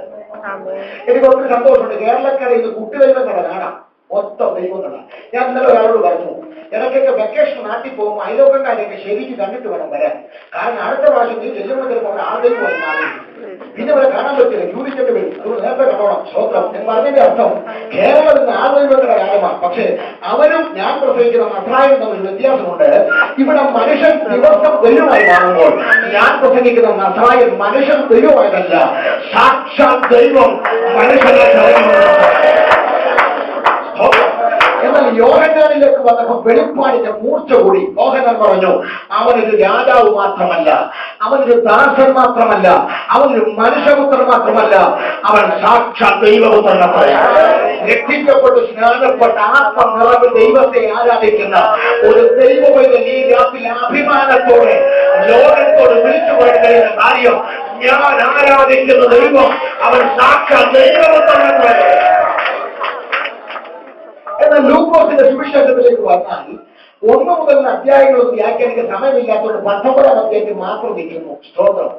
19-ാം അധ്യായത്തിന്റെ ഹെഡിങ് അല്ലെങ്കിൽ അതിന്റെ പ്രസക്തി യേശുക്രിസ്തുവിന്റെ യെരൂശലേം സന്ദർശനം. അതാണ് വിഷയം. നമ്മുടെ ഈ രാത്രി ചിന്തകളാണ് യേശുവിന്റെ യെരൂശലേം സന്ദർശനം. യേശുക്രിസ്തു എത്ര പ്രാവശ്യം യെരൂശലേമിൽ പോയെന്ന് ചോദിച്ചാൽ എണ്ണം പറയാൻ പറ്റില്ല. കാരണം യേശു നിരവധി പ്രാവശ്യം പോയി. എന്നാൽ ഈ 19-ാം അധ്യായത്തിലെ യെരൂശലേം സന്ദർശനം യേശുവിന്റെ മരണത്തിന് തൊട്ട് മുമ്പുള്ള സന്ദർശനമാണ്. ആ സന്ദർശനത്തെ വേദചിന്തകന്മാർ 3-ാമത്തെ യെരൂശലേം സന്ദർശനം എന്ന് വിശേഷിപ്പിക്കുന്നു. കാരണമുണ്ട്. യേശു യെരൂശലേമിൽ പല പ്രാവശ്യം പോയെങ്കിലും ലോക പ്രശസ്തവും അതേ ക്രൈസ്തവ കൈരളിക്ക് വിശ്വപ്രസിദ്ധമായ 3 സ്റ്റേറ്റ്മെന്റുകൾ യേശു യെരൂശലേമിൽ നിന്ന് വിളിച്ചു പറഞ്ഞു. ഈ 3 സ്റ്റേറ്റ്മെന്റുകൾ പറഞ്ഞ യാത്രകളെ മാത്രമേ വേദചിന്തകന്മാർ ഔദ്യോഗികതരമായ യാത്രയെ കണക്കാക്കുള്ളൂ. ഏതൊക്കെയാണ് 3 സ്റ്റേറ്റ്മെന്റുകൾ? വായിച്ചുവിടാം വേഗത്തിൽ. ലൂസ് പറയുന്ന സമയമില്ല, വായിച്ചുവിടാം. 1 ലൂക്കോസിന്റെ സുവിശേഷം 2-ാം അധ്യായം 49-ാമത്തെ വാക്യം. 1-ാമത്തെ സ്റ്റേറ്റ്മെന്റ് വേഗത്തിൽ വായിച്ചുവിടാം. എന്നെ തിരഞ്ഞത് എന്തിന്? മതി. ഒരു ഗ്രാമം മുഴുവൻ ഇടിഞ്ഞിളകി യെരൂശലേമിൽ പെരുന്നാളിന് വരുമ്പോൾ ഇത് അവരുടെ കൂടെ യെരൂശലേമിലേക്ക് നടന്നു വരുന്ന ഒരു 12 വയസ്സുള്ള ബാലകൻ. എന്നാൽ പെരുന്നാൾ കഴിഞ്ഞ് ജനമെല്ലാം ഊരുക്കളിലേക്ക് മടങ്ങിപ്പോയി. ഏകദേശം ഒരു ദിവസം വഴിദൂരം സഞ്ചരിച്ചു കഴിഞ്ഞപ്പോൾ മറിയയ്ക്കൊരു യാഥാർത്ഥ്യം മനസ്സിലായി. യേശു കൂടെ ഇല്ല. യേശു കൂടെ ഇല്ല. അടുത്തവണ എഴുതിയിരിക്കുന്നു, സഹയാത്രികാരുടെ കൂടെയോ ബന്ധുക്കാരുടെ കൂടെയോ പരിചയക്കാരുടെ കൂടെയോ യേശു ഉണ്ടോ എന്ന് തിരക്കി കാണായികയായി അവൻ യെരൂശലേമിലേക്ക് തിരിഞ്ഞു നടന്നു. നോക്കണം, ഒരു ദിവസം കഴിഞ്ഞപ്പോഴാണ് യേശു കൂടെ ഇല്ലെന്ന് അറിഞ്ഞു. പക്ഷേ ആ യേശുവിനെ തിരിച്ചു പിടിക്കാൻ അവൾ പുറകോട്ട് നടന്നു. 3-ാമത്തെ ദിവസം അവൾ ഒരു കാഴ്ച കണ്ടു. അരക്കെട്ടും നടുക്കെട്ടും മാതളപ്പടവും മണിയുമുള്ള ന്യായപ്രമാണത്തിന്റെ 39 പുസ്തകങ്ങൾ അരച്ചു കലക്കി കൊടുത്ത ന്യായപ്രമാണത്തിന്റെ കിങ്കരന്മാരായ മഹാപുരോഹിതന്മാരുടെ നടുവിൽ കസേരയിട്ടിരുന്ന് ഉപദേശ സത്യങ്ങൾ കൊണ്ട് ആധികാരികമായി വിറപ്പിച്ചുകൊണ്ടിരിക്കുന്ന 12 വയസ്സുള്ള ബാലകനായ യേശു. എനിക്ക് ഈ മറിയെ ഒത്തിരി ഇഷ്ടപ്പെട്ടു. കാരണം യേശു കൂടെ ഇല്ലാന്നറിഞ്ഞപ്പം, ബന്ധുക്കാരുടെ കൂടെയും പരിചയക്കാരുടെ കൂടെയും ഇല്ലെന്നറിഞ്ഞപ്പോ 12 വയസ്സില്ല അപ്പൊ ഇനി വന്നോളൂ എന്നല്ല അവള് പറഞ്ഞത്. അവളൊരു തീരുമാനമെടുത്തു, യേശു ഇനി കൂടെ ഇല്ലാതെ ഒരു ചുവട് ഞാൻ മുന്നോട്ട് വെക്കത്തില്ല. അവൻ എവിടെ ഉണ്ടോ അവിടേക്ക് തിരിഞ്ഞു നടക്കാൻ അവിടെ അകത്തൊരു മനസ്സുണ്ടായിരുന്നു. സാഹിത്യത്തിന്റെ കാലം മുതൽ കെയ്യബ്രാം ഷാഫെ ബിഎം ഷാഫെ കാലം മുതൽ പെന്തക്കോസി വൈദികറി മലയാളികളിൽ ഒക്കെ വന്ന ഒത്തിരി പേര് യേശു കൂടെ ഇല്ലാതെ പെന്തക്കോസിന്റെ ജീവിതം നയിക്കാൻ നടക്കേണ്ട കാലഘട്ടമായി ഈ രാത്രി വിളിച്ചു പറയുന്നു. എവിടെങ്കിലും അവന് സാന്നിധ്യം നഷ്ടപ്പെട്ടിട്ടുണ്ടെങ്കിൽ ഇന്ന് രാത്രി അവർ തിരിച്ചു പിടിക്കാൻ ഒന്ന് പുറകോട്ട് നടക്കാൻ ഈ രാത്രി തയ്യാറുണ്ട്. ഇന്നലെ ഇതിന്റെ പ്രാർത്ഥന നഷ്ടപ്പെട്ടിട്ടുണ്ടെങ്കിൽ ഈ രാത്രി പുറകോട്ട് നടക്കുക. അറിയ പറയുകയാണ്, ബന്ധുക്കാരുടെ കൂടെയോ പരിചയക്കാരുടെ കൂടെയോ നാട്ടുകാരുടെ കൂടെയോ യേശു ഉണ്ടോ തിരക്കി. ഞാൻ ചോദിച്ചു, മറിയേ, ബന്ധുക്കാരുടെ കൂടെ യേശു ഉണ്ടെങ്കിൽ നിനക്കെന്താ കാര്യം? നാട്ടുകാരുടെ കൂടെ ഉണ്ടെങ്കിൽ നിനക്കെന്താ കാര്യം? പരിചയക്കാരുടെ കൂടെ ഉണ്ടെങ്കിൽ നിനക്കെന്താ കാര്യം? വ്യക്തിപരമായി യേശു നിന്റെ കൂടെ ഉണ്ടോ? നിന്റെ ഭാഷയെ എന്റെ ഭാര്യയുടെ പ്രാർത്ഥന കൊണ്ടാണ് ഞങ്ങളെല്ലാം നിലനിൽക്കുന്നത്. ഞാനൊരു നാടകമില്ല മനുഷ്യ പറയാൻ. കാരണം ചിലപ്പോൾ അഭിമാനത്തോളം എന്റെ ഭാര്യ ഇടിവ് നിൽക്കുന്നതോടെ എന്റെ കുടുംബം രക്ഷപ്പെടുന്നത് നാടകമില്ല പറയാൻ. എന്റെ സഭയിലെ പാസ്റ്റർ ഇടിവ് നിൽക്കുന്നതോടെ രക്ഷപ്പെടുന്ന ഒരു കാര്യമില്ല. അതുകൊണ്ട് വലിയ കഥയാന്ന് പറഞ്ഞ് ഇറക്കല്ലേ കുഞ്ഞ്. ബൈബിൾ പഠിച്ചാൽ നിനക്ക് വേണ്ടി ഉലകത്തിൽ ആരൊക്കെ ഇടിവിൽ നിന്നെന്ന് പറഞ്ഞാലും അവരുടെ ഇടിവിൽ നിന്നുള്ള പ്രാർത്ഥനയ്ക്ക് ഒരു അതിര് വരെ മാത്രമേ നിന്നെ വിടുവിക്കാൻ കഴിയൂ. അത് കഴിയുമ്പോൾ അവർക്ക് തീരുമാനമായെന്ന്. കാരണം ബൈബിൾ അങ്ങനെ പറയുന്നു, അത് ഒരു പെട്ടകത്തിൽ ദാനിയേൽ, ഇയ്യോബ്, അത് തുടങ്ങി നോഹ തുടങ്ങിയ ഭക്തന്മാർ ഉണ്ടായിരുന്നാലും നിന്റെ ആത്മാവിനെ രക്ഷിക്കാൻ നിനക്ക് കഴിയൂ. മനസ്സിലായോ? അതിന് വരെ മാത്രമേ അവരുടെ പ്രാർത്ഥനയ്ക്ക് വിടുവിക്കാൻ കഴിയൂ. എന്നാൽ ഇന്ന് രാത്രിയിൽ അവിടെ കൂടെയോ ഇവരുടെ കൂടെയോ യേശു ഉണ്ടോ എന്നല്ല, ഈ ഡോറ് കഴിഞ്ഞ് ഇറങ്ങി വെളിയിൽ പോകുന്നതിന് മുമ്പ് വ്യക്തിപരമായി യേശു നിന്റെ കൂടെ ഉണ്ടെന്ന് പരിശോധിക്കുക. മനസ്സിലാകുന്നവർക്കാണ് ദൈവത്തെ പോകുന്നത്. ഈ അത് യേശുവിന്റെ അടുക്കൽ വന്ന മറിയോട്, അത് യോസഫിനോട് യേശു അത് ഇവർ പറഞ്ഞു, കുഞ്ഞെ ഞങ്ങൾ നിന്നെ കുറിച്ച് എന്ത് വേദനിച്ചെന്നറിയാമോ, നിന്നെ കുറിച്ച് എന്ത് ടെൻഷനായെന്നറിയാമോ, നിന്റെ സെക്യൂരിറ്റിയെ കുറിച്ച് കൊടുക്കാൻ എന്ത് പരിഭവങ്ങളുടെ പറച്ചിലുകൾ കേട്ട് യേശു മയപ്പെട്ടില്ല. വയസ്സിൽ 12 ഉള്ളൂ. അപ്പനാണോ അമ്മയാണെന്നോ ഒരു കാര്യം കൊടുത്തില്ല. മറിയുടെ യോസഫിന്റെ നിറയൊക്കെ വരെ വിരൽ ചൂണ്ടിയില്ല. ഒറ്റ ദൂത് പറയുമ്പോൾ രക്തമെന്ന് നോക്കുന്നത് വെച്ച് കാട്ടിക്കോണം. ഒറ്റ ദൂത് പറഞ്ഞു. എന്താ ദൂത് അറിയാമോ? എന്നെ നിങ്ങൾ എന്തിനു തിരഞ്ഞോ, ഞാൻ എന്റെ പിതാവിനുള്ളത് നിങ്ങൾ തിരിക്കേണ്ടതല്ലയോ? അർത്ഥം എന്താണെന്നറിയാമോ? നിങ്ങൾ എന്റെ സെക്യൂരിറ്റിയെ കുറിച്ച് ഓർത്ത് ടെൻഷൻ അടിക്കണ്ട. ഞാൻ എന്റെ പിതാവിനുള്ളതിനൊക്കെ തിരിക്കുന്നിടത്തോളം കാലം ഉലകത്തിലെ ഒരു ശക്തിക്കും എന്നെ തൊടാൻ കഴിയത്തില്ല. എത്ര പേരാമേ പറഞ്ഞിരിക്കുന്നത്? ഒരു ഉറപ്പിനൊരു വാക്യം കൂടെ പറയാം. വായിച്ചോ, യോഹന്നാന്റെ സുവിശേഷം 16-ാം അധ്യായം 32-ാമത്തെ വാക്യം. പെട്ടെന്ന് വായിച്ചിട്ടുണ്ട്. യോഹന്നാൻ 16:32. യേശുവിന്റെ ഒരു സ്റ്റേറ്റ്മെന്റ്. നിങ്ങൾ ഓരോരുത്തരും താന്താന്റെ സ്വന്തത്തിലേക്ക് ചിതറിപ്പോകുകയും വന്നുമിരിക്കുന്നു, പിതാവ് എന്നോട് കൂടെ ഉള്ളത് കൊണ്ട്. എത്ര പേരാമേ പറയും? നിങ്ങൾ ഈ രാത്രിയിൽ കൈയടിക്കുന്നത് എന്റെ പ്രസംഗത്തെ പോഷിക്കാനല്ല. നിങ്ങൾ പറയുന്ന സ്തോത്രവും കയ്യടിയും എനിക്കല്ല. പ്രസംഗം നിങ്ങൾക്കും ആരാധന ദൈവത്തിനും. അതുകൊണ്ട് ഈ രാത്രി കൊടുക്കുവാനും നന്നായി കൊടുക്കണം, അടിക്കുവാനും നന്നായി അടിക്കണം. നോക്കാം, ഇവിടെ യേശു വളരെ സ്റ്റേറ്റ്മെന്റ് കേട്ടില്ലേ? അത് നിങ്ങൾ ഓരോരുത്തരും എന്നെ തനിച്ചാക്കിയിട്ട് പോകുന്ന നാഴിക വരും. ഇപ്പൊ പൂശി കിടക്കുമ്പോൾ ലോകദോഷം പ്രാവശ്യമല്ല. പൂശി കിടക്കുമ്പോൾ അപ്പൊ നിങ്ങൾക്ക് എല്ലാം മുന്നിൽ യേശു അറിയാം. നിങ്ങളെല്ലാം എന്നെ തനിച്ചാക്കിയെന്നോർത്ത് ഞാൻ തനിച്ചാകുമെന്ന് ആരെങ്കിലും കരുതിയിട്ടുണ്ടെങ്കിൽ തെറ്റിപ്പോയി. എന്റെ പിതാവ് എന്റെ കൂടെ ഉള്ളത് കൊണ്ട് ഞാൻ ഏകനല്ലതാണ്. അത് ഈ രാത്രി നിന്നോട് ഞാൻ ഒരു പ്രവചനം വിളിച്ചു പറയാം. നിന്റെ വീട്ടിൽ പിതാവ് ഉണ്ടാകാനിതും നിന്റെ വീട്ടിൽ കരിപ്പൊടി കെട്ടാനിതും പിതാവ് നിന്റെ കണ്ണു തിരിഞ്ഞ് അടയ്ക്കുക. പല രീതിയിൽ പരിശ്രമിച്ചിട്ട് നിന്റെ ശരീരത്തെ തൊടാൻ കഴിയാനിത്, നിനക്കൊരു കോടതി വരുത്താൻ കഴിയാനിത് നിന്റെ കരബലമല്ല, നിന്റെ കരുത്തല്ല.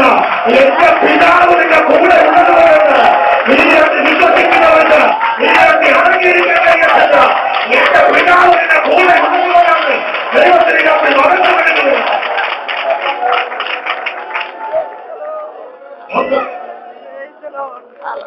രണ്ടാമത്തെ സ്റ്റേറ്റ്മെന്റ് വായിക്കാം. വളരെ സുപരിചിതം. യോഹന്നാൻ 7:37. വളരെ പെട്ടെന്ന് യോഹന്നാൻ 7:37. രണ്ടാമത്തെ യേശുവിന്റെ യെരൂശലേമിൽ നിന്നുള്ള സ്റ്റേറ്റ്മെന്റ്.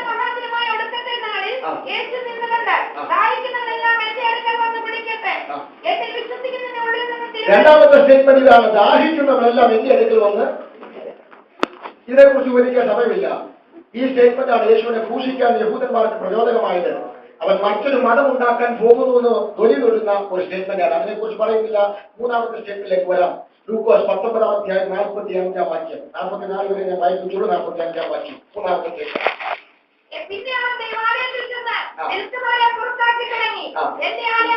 മൂന്നാമത്തെ സ്റ്റേറ്റ്മെന്റ്: എന്റെ ആലയം പ്രാർത്ഥനാലയം എന്ന് വിളിക്കപ്പെടും. നിങ്ങളോ അതിലെ കള്ളന്മാരുടെ.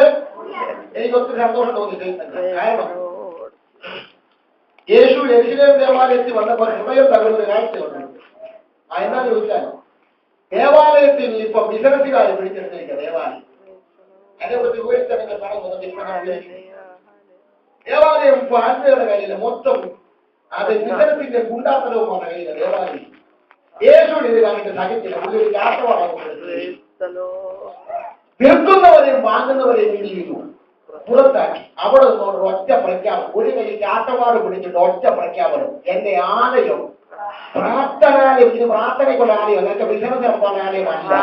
അതിന്റെ അർത്ഥം എന്റെ ആലയം പ്രാർത്ഥനാലയം എന്ന് വിളിക്കപ്പെടും. അതിന് നിങ്ങൾ കള്ളന്മാരുടെ ഇനി ലൂക്കോസ് ഇല്ലാത്തൊരു കാര്യം മത്തായി കൂട്ടി എഴുതി. എനിക്ക് ഒത്തിരി സന്തോഷമായ കാര്യമാണ്. എന്താ അറിയോ, മത്തായി പറയാണ്, അവൻ വിൽക്കുന്നവരും വാങ്ങുന്നവരും പുറത്താക്കി കഴിഞ്ഞപ്പം കുരുടരും ചെകിടരും കൂടം വരും ആലയത്തിനകത്ത് വന്നു അവൻ അവരെ സൗഖ്യമാക്കി. അറിയാമോ, പുറത്താകപ്പെടേണ്ട ചിലര് പുറത്തായപ്പോ ചിലരകത്ത് വന്ന് വിടലാണ്. ചിലത് പുറത്തു പോയാൽ അകത്തു ചില വിടുതലുകൾ ഉറപ്പാണ്.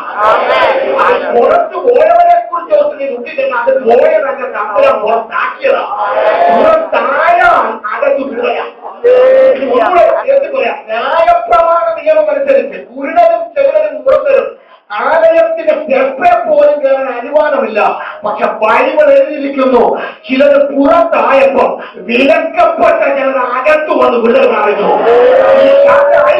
ദൈവത്തെ പ്രവചിക്കുന്നു, ചിലത് പുറത്ത് പോയതെടുക്കുമ്പോൾ ദുഃഖിക്കണ്ട. ഈ പട്ടണത്തിൽ വിലക്കപ്പെട്ട് കിടക്കുന്ന ചിലര് അകത്തു വരുന്നത് ഈ രാത്രി വിടുതൽ കാണുക. ഞാൻ പ്രസംഗിക്കുന്ന ദൈവം വിശ്വസിക്കുന്നവരുടെ ദൈവത്തിന് മകത്തോട്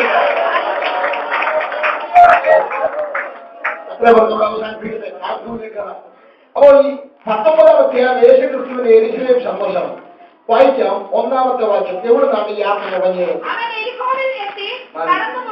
മതി. അവൻ എരിഹോവിൽ. അപ്പൊ ഈ യാത്രയുടെ തുടക്കം എവിടെ നിന്നാണ്? എരിഹോവിൽ നിന്ന്. എരിഹോ ടു യെരൂശലേം ജോസഫസ് പറയുന്നത് 60 കിലോമീറ്റർ ഏകദേശം ദൂരമാണ്. ഇപ്പൊ 60 അല്ല 80 ആയാലും നമുക്ക് വിഷയമല്ല. അദ്ദേഹം പറഞ്ഞത് കണക്കാം, ഞങ്ങൾ പറഞ്ഞതേ ഉള്ളൂ. സ്വന്തം എരിഹോ ടു യെരൂശലേം 60 കിലോമീറ്റർ ദൂരമുണ്ട് ജോസഫസ് അഭിപ്രായപ്പെടുന്നു. എനിവേ, എരിഹോവിൽ നിന്ന് യേശു യാത്ര തുടങ്ങി പുരുഷാരത്തിന്റെ അകമ്പടിയോടെ. അപ്പൊ എരിഹോവിൽ നിന്ന് യെരൂശലേമിൽ വരുന്ന ഇടയ്ക്ക് സംഭവിച്ച കുറെ കാര്യമാണ് 19-ാം അധ്യായം. മൊത്തം വ്യാഖ്യാനിക്കാൻ പറ്റിയില്ലെങ്കിലും ആദ്യത്തെ ഒരു കാര്യം പറയാം. യേശു എരിഹോവിൽ നിന്ന് യാത്ര തുടങ്ങിയിട്ട് വരുന്ന വഴി യേശുവിന്റെ ഇടത്തും വലത്തും നിൽക്കുന്ന പുരുഷാരത്തിന്റെ ആധിക്യം നിമിത്തം ഒരു മനുഷ്യൻ യേശുവിനെ കാണാൻ കൊതിച്ചു. പക്ഷേ പുരുഷാരത്തിന്റെ വലുപ്പം നിമിത്തം കാണാൻ കഴിയാമെന്ന് യേശു വരുന്ന പാതയോരത്ത് നിന്ന് ഒരു വൃക്ഷത്തിന്റെ മുകളിൽ കയറി ഇലകളും ജില്ലകളും ഒക്കെ വെച്ച് ഇവരെ മറച്ചവൻ നിൽക്കുക. സ്തോത്രം. ഇവൻ വിചാരിച്ചു യേശുവിന്റെ കണ്ണുകളെ മൂടാൻ പറ്റിയ ഇലയാണ്. അവൻ അറിയത്തില്ല വരുന്നവന്റെ കണ്ണിന്റെ പവർ. ആ കണ്ണ് അഗ്നിജാലക്കത്തുള്ള കണ്ണാണ്. അങ്ങകലെ മനുഷ്യത്തിന്റെ വായിലിരുന്ന ചതുർഗമപ്പടങ്ങളുടെ കണ്ണാണ് കണ്ടത്. അങ്ങകലെ അത്തിയുടെ കീഴിലിരുന്ന് പ്രമാണം വായിച്ച നഗരിയെല്ലാം കണ്ട കണ്ണാണ്. ആ കണ്ണിനെ മറയ്ക്കാൻ ഉലകത്തിലെ ഒരു ശക്തിക്ക് നോക്ക്. യേശു നടന്നു വന്നിട്ട് അത് വൃക്ഷത്തിന്റെ കിട വന്നിട്ട് മുകളിലോട്ട് നോക്കിട്ട് ഒറ്റ വിളി, തക്കാളി ചെടി താഴേക്ക് ചെയ്യണം, ഇറങ്ങി വരിക. എനിക്ക് ഒത്തിരി ഇഷ്ടപ്പെട്ടു. ഉൽപ്പത്തി പുസ്തകത്തിൽ ആദമേ നീ എവിടെയെന്ന് ചോദിച്ചപ്പം ആദം ഹവ്വായും കൂടെ സാക്ഷി കളിക്കുക. ഉൽപ്പത്തി പുസ്തകത്തിൽ അതിന്റെ സാക്ഷികളില്ല പറയുന്നത്. തമ്പുരാൻ വന്നപ്പം വിളിച്ചപ്പോ സാക്ഷി കളിക്കില്ല. അത് പുതിയ നിയമത്തിൽ വന്നപ്പം അത് കൊച്ചുമകനും സാക്ഷി കളിക്കുക. അവൻ നോക്കണം, പഴയ നിയമത്തിൽ അപ്പനെ അവൻ സാക്ഷി കളിച്ചു, പുതിയ നിയമത്തിൽ കൊച്ചുമോനും സാക്ഷി കളിച്ചു. വ്യത്യാസം ഒന്നേ ഉള്ളൂ. അപ്പനെ അവൻ സാക്ഷി കളിച്ചത് മരത്തിന്റെ ചോട്ടിൽ, കൊച്ചുമോൻ സാക്ഷി കളിച്ചത് മരത്തിന്റെ മോളിൽ. അതുകൊണ്ടാണ് ഞാൻ പറഞ്ഞത്, മാതാപിതാക്കന്മാർ നേരെ ജീവിതത്തിൽ നിങ്ങൾക്കാട്ടും കുരുത്തക്കെട്ടായിരിക്കും മക്കൾ. ഇത്രേ പറയുന്നത്. ഒന്നാമത് എന്റെ പ്രസംഗത്തിന് ആളുകൾക്ക് ഇപ്പം പൈരായി കൊടുക്കുന്നില്ല. അപ്പം 2 ദിവസം കുറച്ച് പറയുന്നതാണ്. നിങ്ങൾ ശ്രദ്ധിച്ച് ഒരു വെളിപ്പാട് കൂടെ പറഞ്ഞുവിടാം. യേശു ഇങ്ങോട്ട് ഇറങ്ങി വന്ന് തക്കാളിൽ പറയാം, നീ അബ്രഹാമിന്റെ മകനായിരിക്കാൻ നിന്റെ വീട്ടിൽ നിന്ന് രക്ഷ വന്നിരിക്കുന്നു. നീ ടാക്സ് കളക്ടർ ആയതുകൊണ്ടല്ല നിനക്ക് രക്ഷ, നിന്നെ രക്ഷ പകരാനുള്ള മാനദണ്ഡം നീ അബ്രഹാമിന്റെ മകനാണ്. എനിക്കൊരു സന്തോഷം തോന്നിയത്, സത്യത്തിൽ യേശുക്കിനെ കടന്നാ പറഞ്ഞേ, തക്കാളിയെ നിന്റെ വീട്ടിൽ രക്ഷ വന്നെന്ന് പറഞ്ഞാൽ മതി. പക്ഷെ തക്കാളിയുടെ വെല്ലുപ്പിനെ കൂടെ ചേർത്ത യേശു വിളിച്ചത്. നീ അബ്രഹാമിന്റെ മകനായിരിക്കാൻ നിന്റെ വീട്ടിൽ എന്ന് വന്നിരിക്കുന്നു. ഞാൻ പറഞ്ഞു മോശമായി പോയി പുള്ളി ഇൻസെപ്റ്റ് ചെയ്ത് ഞാൻ വെല്ലുപ്പിനെ കൂടെ ചേർത്ത് വിളിക്കേണ്ട കാര്യമില്ലായിരുന്നു. യേശു പറഞ്ഞു, ഞാൻ വെല്ലുപ്പിനെ ചേർത്ത് വിളിച്ചാൽ ഇവരുടെ പൊട്ടു കൊടുത്താൽ അതിന്റെ പൊട്ട്. ഇവന്റെ വെല്ലുപ്പൻ അബ്രഹാം നിസാര പുള്ളിയില്ല, 4000 വർഷത്തെ പാരമ്പര്യമുള്ളവരാണ്. ഇവൻ ഈ പാരമ്പര്യത്തിൽ വലിയ ഗമകളിച്ച് കിടക്കുക 4000 വർഷം പാരമ്പര്യമുള്ള വീട്ടിലാണ് ഞാൻ ജനിച്ചതെന്ന്. യേശു ചിത്തോട് പറഞ്ഞ മറുപടി എന്താ പറയുക, കുഞ്ഞ് 4000 വർഷം പാരമ്പര്യമുള്ള വീട്ടിലാണ് നീ ജനിച്ചതെങ്കിലും വീട്ടിൽ രക്ഷ വരണമെങ്കിൽ നസ്രായ കാലമുണ്ട്. ഞാൻ കാനായ കുടുംബത്തിലാണ് ജനിച്ചത്, കത്തോലിക്ക ജനിച്ചത്, നീ ആരാധനയാണെന്നപ്പോ നടക്കും ഒരു കാര്യമില്ല. അതുകൊണ്ടൊന്നും രക്ഷ നടക്കത്തില്ല.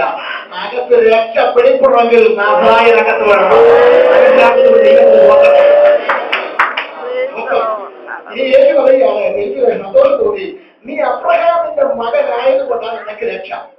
ഇതേ സ്റ്റേറ്റ്മെന്റ് യേശു വേഗത്ത് ഉപയോഗിച്ചു. ദേവാലയത്തിൽ ഒരു സഹോദരി 18 വർഷമായി കൂലി, എനിക്ക് അവരെ കണ്ട സ്വർഗത്തിൽ ചെല്ലുമ്പോൾ അവരെ കാണാൻ പറ്റിയ എനിക്കൊരു ക്ഷയിക്കാൻ കൊടുക്കണം. കാരണം 18 വർഷവും കൂലിയായിട്ടും സഹായവും മുടക്കുന്നില്ല. എല്ലാ ആഴ്ച വരിക. എന്റെയൊക്കെ ചെറുപ്പത്തിൽ ഒരു സഹായവും മുടക്കിയാൽ ഒരു വർഷം മിസ്സായതുപോലെ. ഇന്ന് അങ്ങനെയല്ല. ഇന്ന് വഴി കിടന്നൊരു കല്യാണം ഇരിക്കാൻ സഹായത്തിന് കൊടുക്കാം. കഴിഞ്ഞ ദിവസം ബൈബിൾ വായിച്ചൊരു വാക്യങ്ങളുണ്ട്, സഭായോഗത്തെ നിങ്ങൾ ഉപേക്ഷയായിട്ട് എന്ത് ചെയ്യരുത്. അതിന്റെ അർത്ഥം എന്ന് പറയുമോ, സഭായോഗത്തിന് വരാതിരിക്കുന്നത് മാത്രമല്ല, സഭായോഗത്തിന് വരാതിരുന്നാലും ഉപേക്ഷയാണ്. സമയം ഉണ്ടായിട്ട് വരാതിരുന്നാൽ. എന്നാൽ സഭായോഗത്തിന് വന്നിട്ടും അങ്ങനെ ഉപേക്ഷയായിട്ട് വിചാരിക്കും. എങ്ങനെയാണ് ഇവിടെ സഭ കൊയർ എഴുന്നേറ്റിരുന്ന് അത് വന്ദന യേശുവരാത് പാട്ട് പാടിക്കൊണ്ടിരിക്കുമ്പോൾ ചില വിദ്വാന്മാർ അവിടെ നിന്ന് വേറെ പാട്ടാണ് പാടുന്നത്. നന്മയെല്ലാം ഇവിടെ സഭ ഒരു പാട്ട് പാടുന്നു, അവന്റെ നാളെ വേറെ പാട്ട്. അർത്ഥം ഇവിടെ സഭയുടെ ആത്മിക പ്രവർത്തനങ്ങൾ ഇവ സജീവമാകുന്നില്ല, ഇവ വേറെ. ഇവിടെ 110 സംഘത്തിൽ എഴുന്നേറ്റ് വാക്യപ്രതിവാക്യമോ വായിക്കുമ്പോൾ ഇവൻ ആരെ വായിക്കാൻ എഴുന്നേറ്റ് മാർക്കോസിന്റെ 5-ാം വായിക്കുക. കാരണം ഇത് സഭയിൽ നീ വന്നിട്ട് ഉപേക്ഷയായിട്ട് വിചാരിക്കുക. സഭായോഗത്തിൽ വന്നിട്ട് നീ ഇടയ്ക്ക് ഫോൺ എടുത്തോണ്ട് വെളിയിൽ പോയാൽ അത് ഉപേക്ഷയായിട്ട് വിചാരിക്കുക.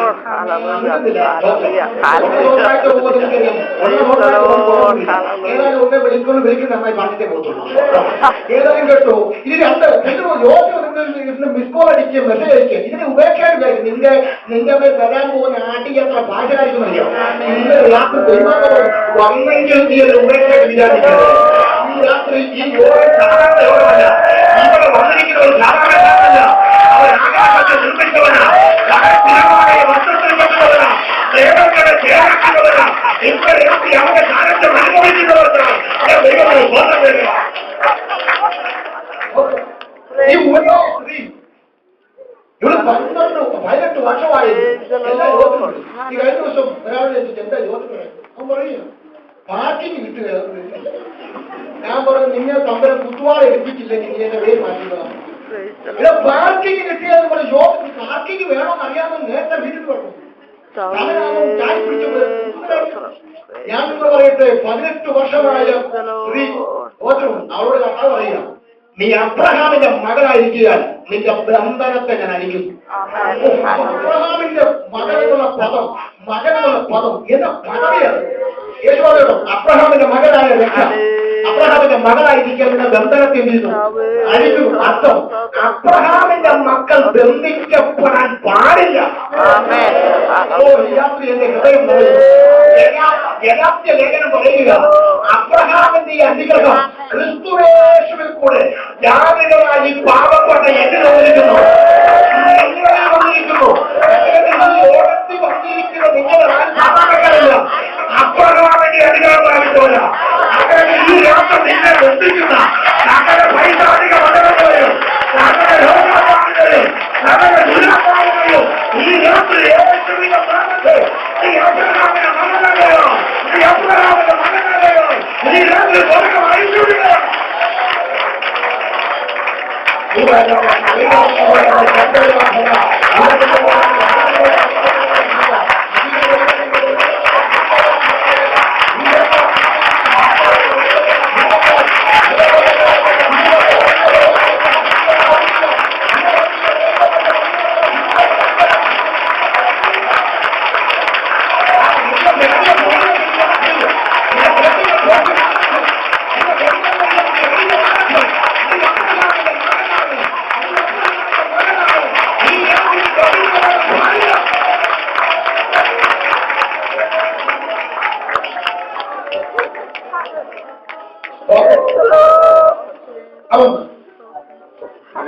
യെരിഹോവിൽ നിന്ന് യാത്ര പുറപ്പെട്ടപ്പോൾ തന്നെ ആദ്യം സംഭവിക്കുന്നു.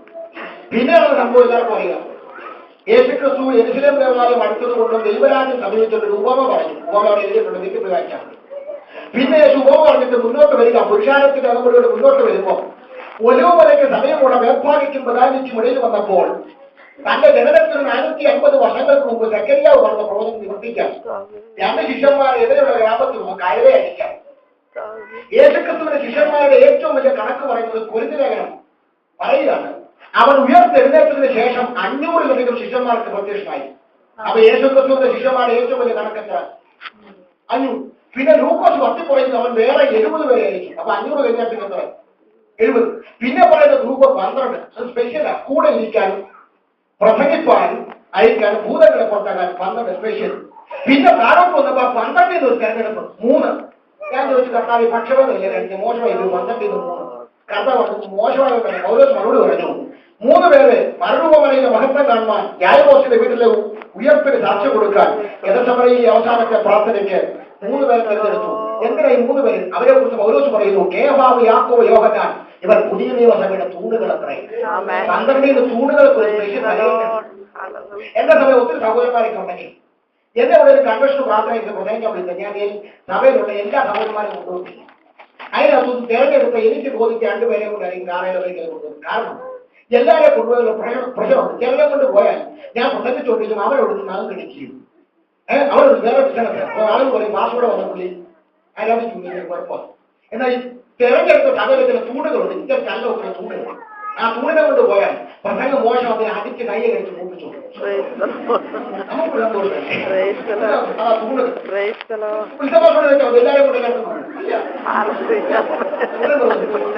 ഉണ്ടാക്കി നിങ്ങൾ പറയുന്നതേ ഞാൻ എക്സാമ്പിൾ പറഞ്ഞത് വീട്ടിൽ പോകണം. തൂണുകൾ അപ്പൊ നിങ്ങൾ ശ്രദ്ധിക്കുക. അവൻ 500 തുടങ്ങി 70 വന്നു, 12 വന്നു, 3 വന്നു, അടുത്തതാണ് 2. യേശുവിൽ 2 എന്നുള്ള സംഖ്യയ്ക്കകത്ത് ഇത്ര ക്രൈസ് ആയിരുന്നു.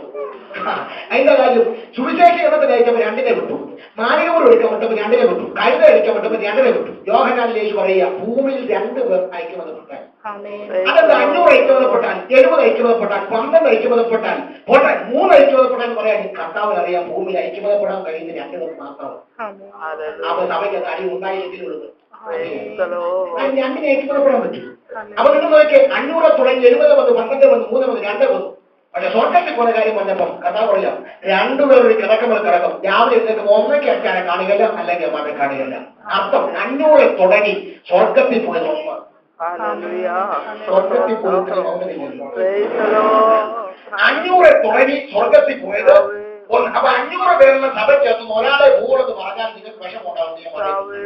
ഇത് 500 പേര് രക്ഷിക്കപ്പെട്ടവർ വാർത്ത പട്ടണത്തിൽ നിന്ന് ഒരാളെ എടുക്കപ്പെടും. അതുകൊണ്ട് വീരപ്രവൃത്തി നേടിയ അത് 70 ഒന്നായില്ലെങ്കിലും അത്ഭുതങ്ങൾ ചെയ്ത 12 ഒന്നായില്ലെങ്കിലും കാഹളം തൊഴിക്കപ്പെട്ടവർ എടുക്കപ്പെട്ടയാൾ 1 ഞാനായി തീരണമെന്ന് ഈ രാത്രി ഹൃദയം കൊണ്ട് കൊതിക്കുന്നവർക്കായ സ്വന്തം ഇന്നത്തെ രാത്രി നിന്റെ സമയമാണ്. അപ്പം അവിടെ നിന്ന് സെക്കറിയാവിന്റെ പ്രവചനം നിവർത്തിച്ച് കഴുതയുടെ പുറത്ത് യേശു വരിക. താങ്കൾ സിയോൻപുരത്തിലുള്ള രാജാവ് വെള്ളപ്പുറത്ത് വരുന്നു.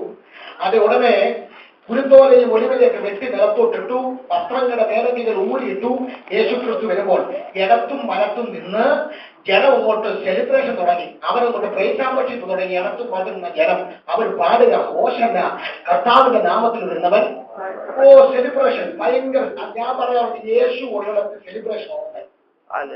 ഇന്നത്തെ ന്യൂ ജനറേഷൻ വന്നതിന് 11 മണിയാകുമ്പോൾ എല്ലാവരും കൂടെ എഴുന്നേൽപ്പിട്ട് നിർത്തും. കൂശിക്കിടന്ന് ഇങ്ങനെ ആട്ടവ മൗനമായിട്ട് ആരാധന. അതൊക്കെ വേറെ ഭൂതമാണ്. യേശു വരുന്നവർക്ക് ഇതരച്ച് വെള്ളമൊക്കെ ഉണ്ട്. രാജാവ് വരുന്നിട്ട് രാജ കോലാഹലമുണ്ട്. നിങ്ങൾ ശ്രദ്ധിച്ച് യേശു വരുമ്പോ ഭയങ്കര സെലിബ്രേഷൻ. പക്ഷെ ഞാൻ ഒരു കാഴ്ച കൊണ്ട് ജനം സെലിബ്രേഷൻ ചെയ്യുന്നുണ്ട്, പക്ഷെ യേശു സെലിബ്രേഷൻ ചെയ്യുന്നില്ല. കാരണം ജനത്തിന്റെ മുഖത്ത് സന്തോഷമാണ്, യേശുവിന്റെ മുഖത്ത് ദുഃഖമാണ്, യേശുവിന്റെ മുഖത്ത് പരിഭവമാണ്, യേശുവിന്റെ മുഖത്ത് വേദനയാണ്. എന്താ ഇതിന്റെ കാരണം? ലൂക്കോസ് എഴുതിയിരിക്കുക 19:41 3 കാര്യങ്ങളായി ലൂക്കോസ് പറയുന്നത്. വായിച്ച വേഗത്തിൽ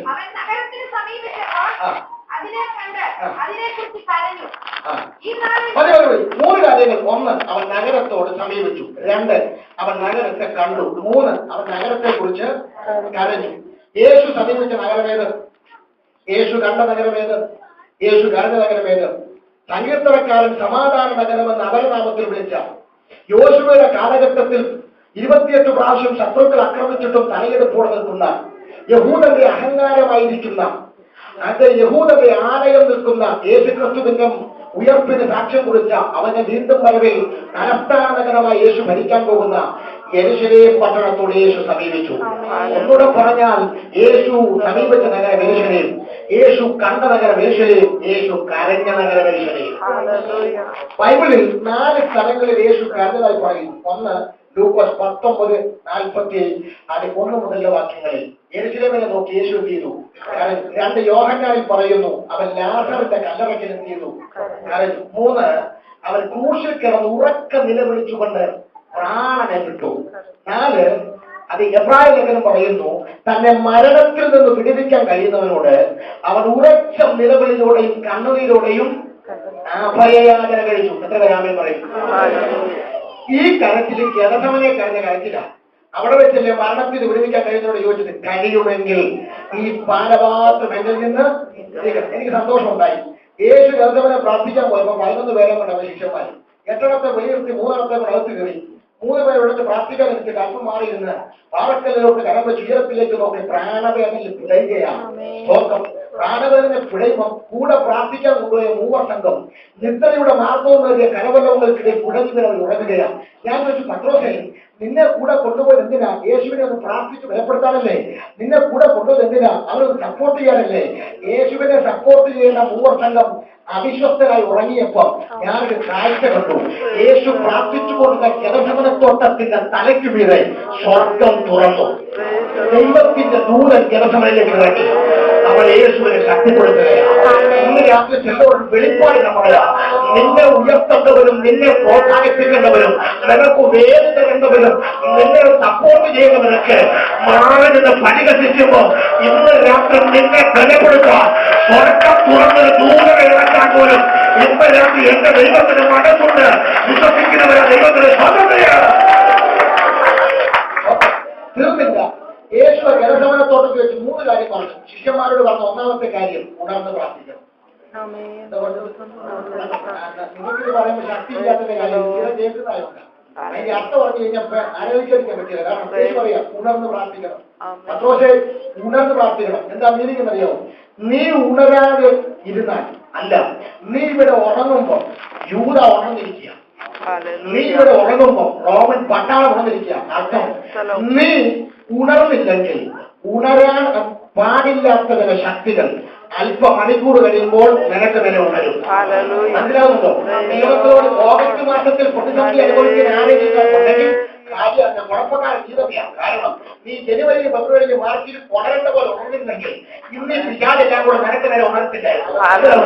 ഇന്ന് രാത്രി അതുകൊണ്ട് നമ്മൾ നേരത്തെ ആലോചിച്ചോണ്ട് ദൈവാത്മാവ് പറയുന്നു ആരാധിക്കുന്നവനെ ഉറക്കിയിട്ട് നിനക്ക് നേരെ ഉണർന്നു തരുവാൻ നരകത്തോട് എഴുന്നേറ്റ് വരുന്ന പൈശാചിക മണ്ഡലങ്ങളെ ഇന്ന് രാത്രിയിലെ ആരാധനയിൽ അകത്തെ പുനരാവശ്യം ദൈവത്തിന് മടക്കം കൊടുക്കുമ്പോൾ പ്രാർത്ഥിക്കുന്നവരെ ഉണർന്നു വരുന്ന ആരാധിക്കുന്നവരെ ഉണർന്നു വരുന്ന ഒരു അന്തർവാദത്തിന്റെ പ്രകടനങ്ങൾ ഈ രാത്രി യേശുവിന്റെ നാമത്തെ ഒഴിയുകയാണ്.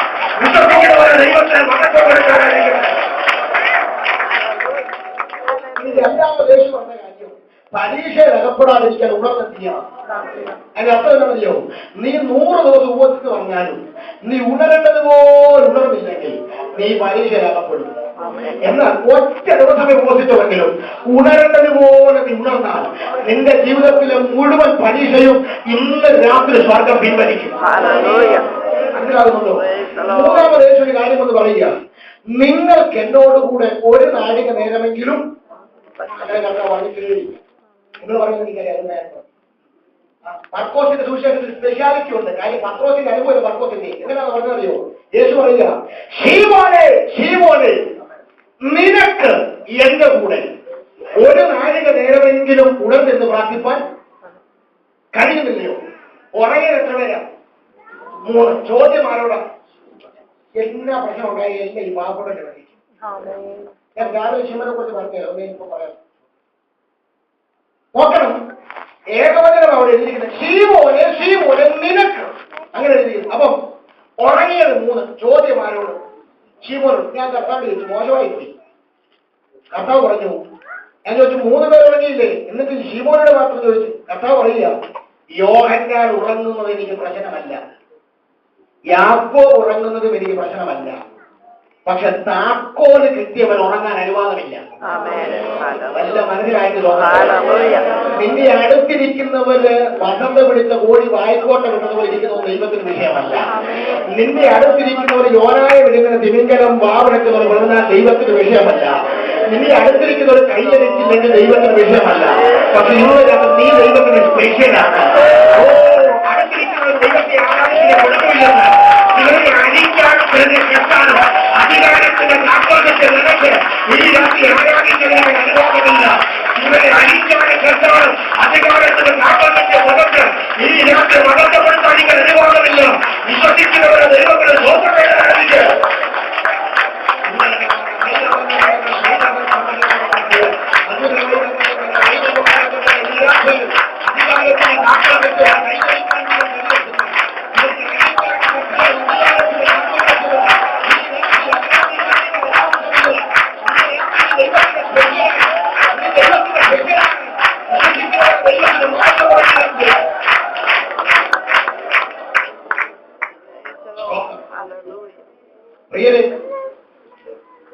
ചരിത്രകാരന്മാർ പറഞ്ഞ വ്യാഴാഴ്ച അർദ്ധരാത്രി 12 മണിക്ക് 1 മണിക്ക് ഇടയിലായി യേശു ആഗ്രഹിച്ചു.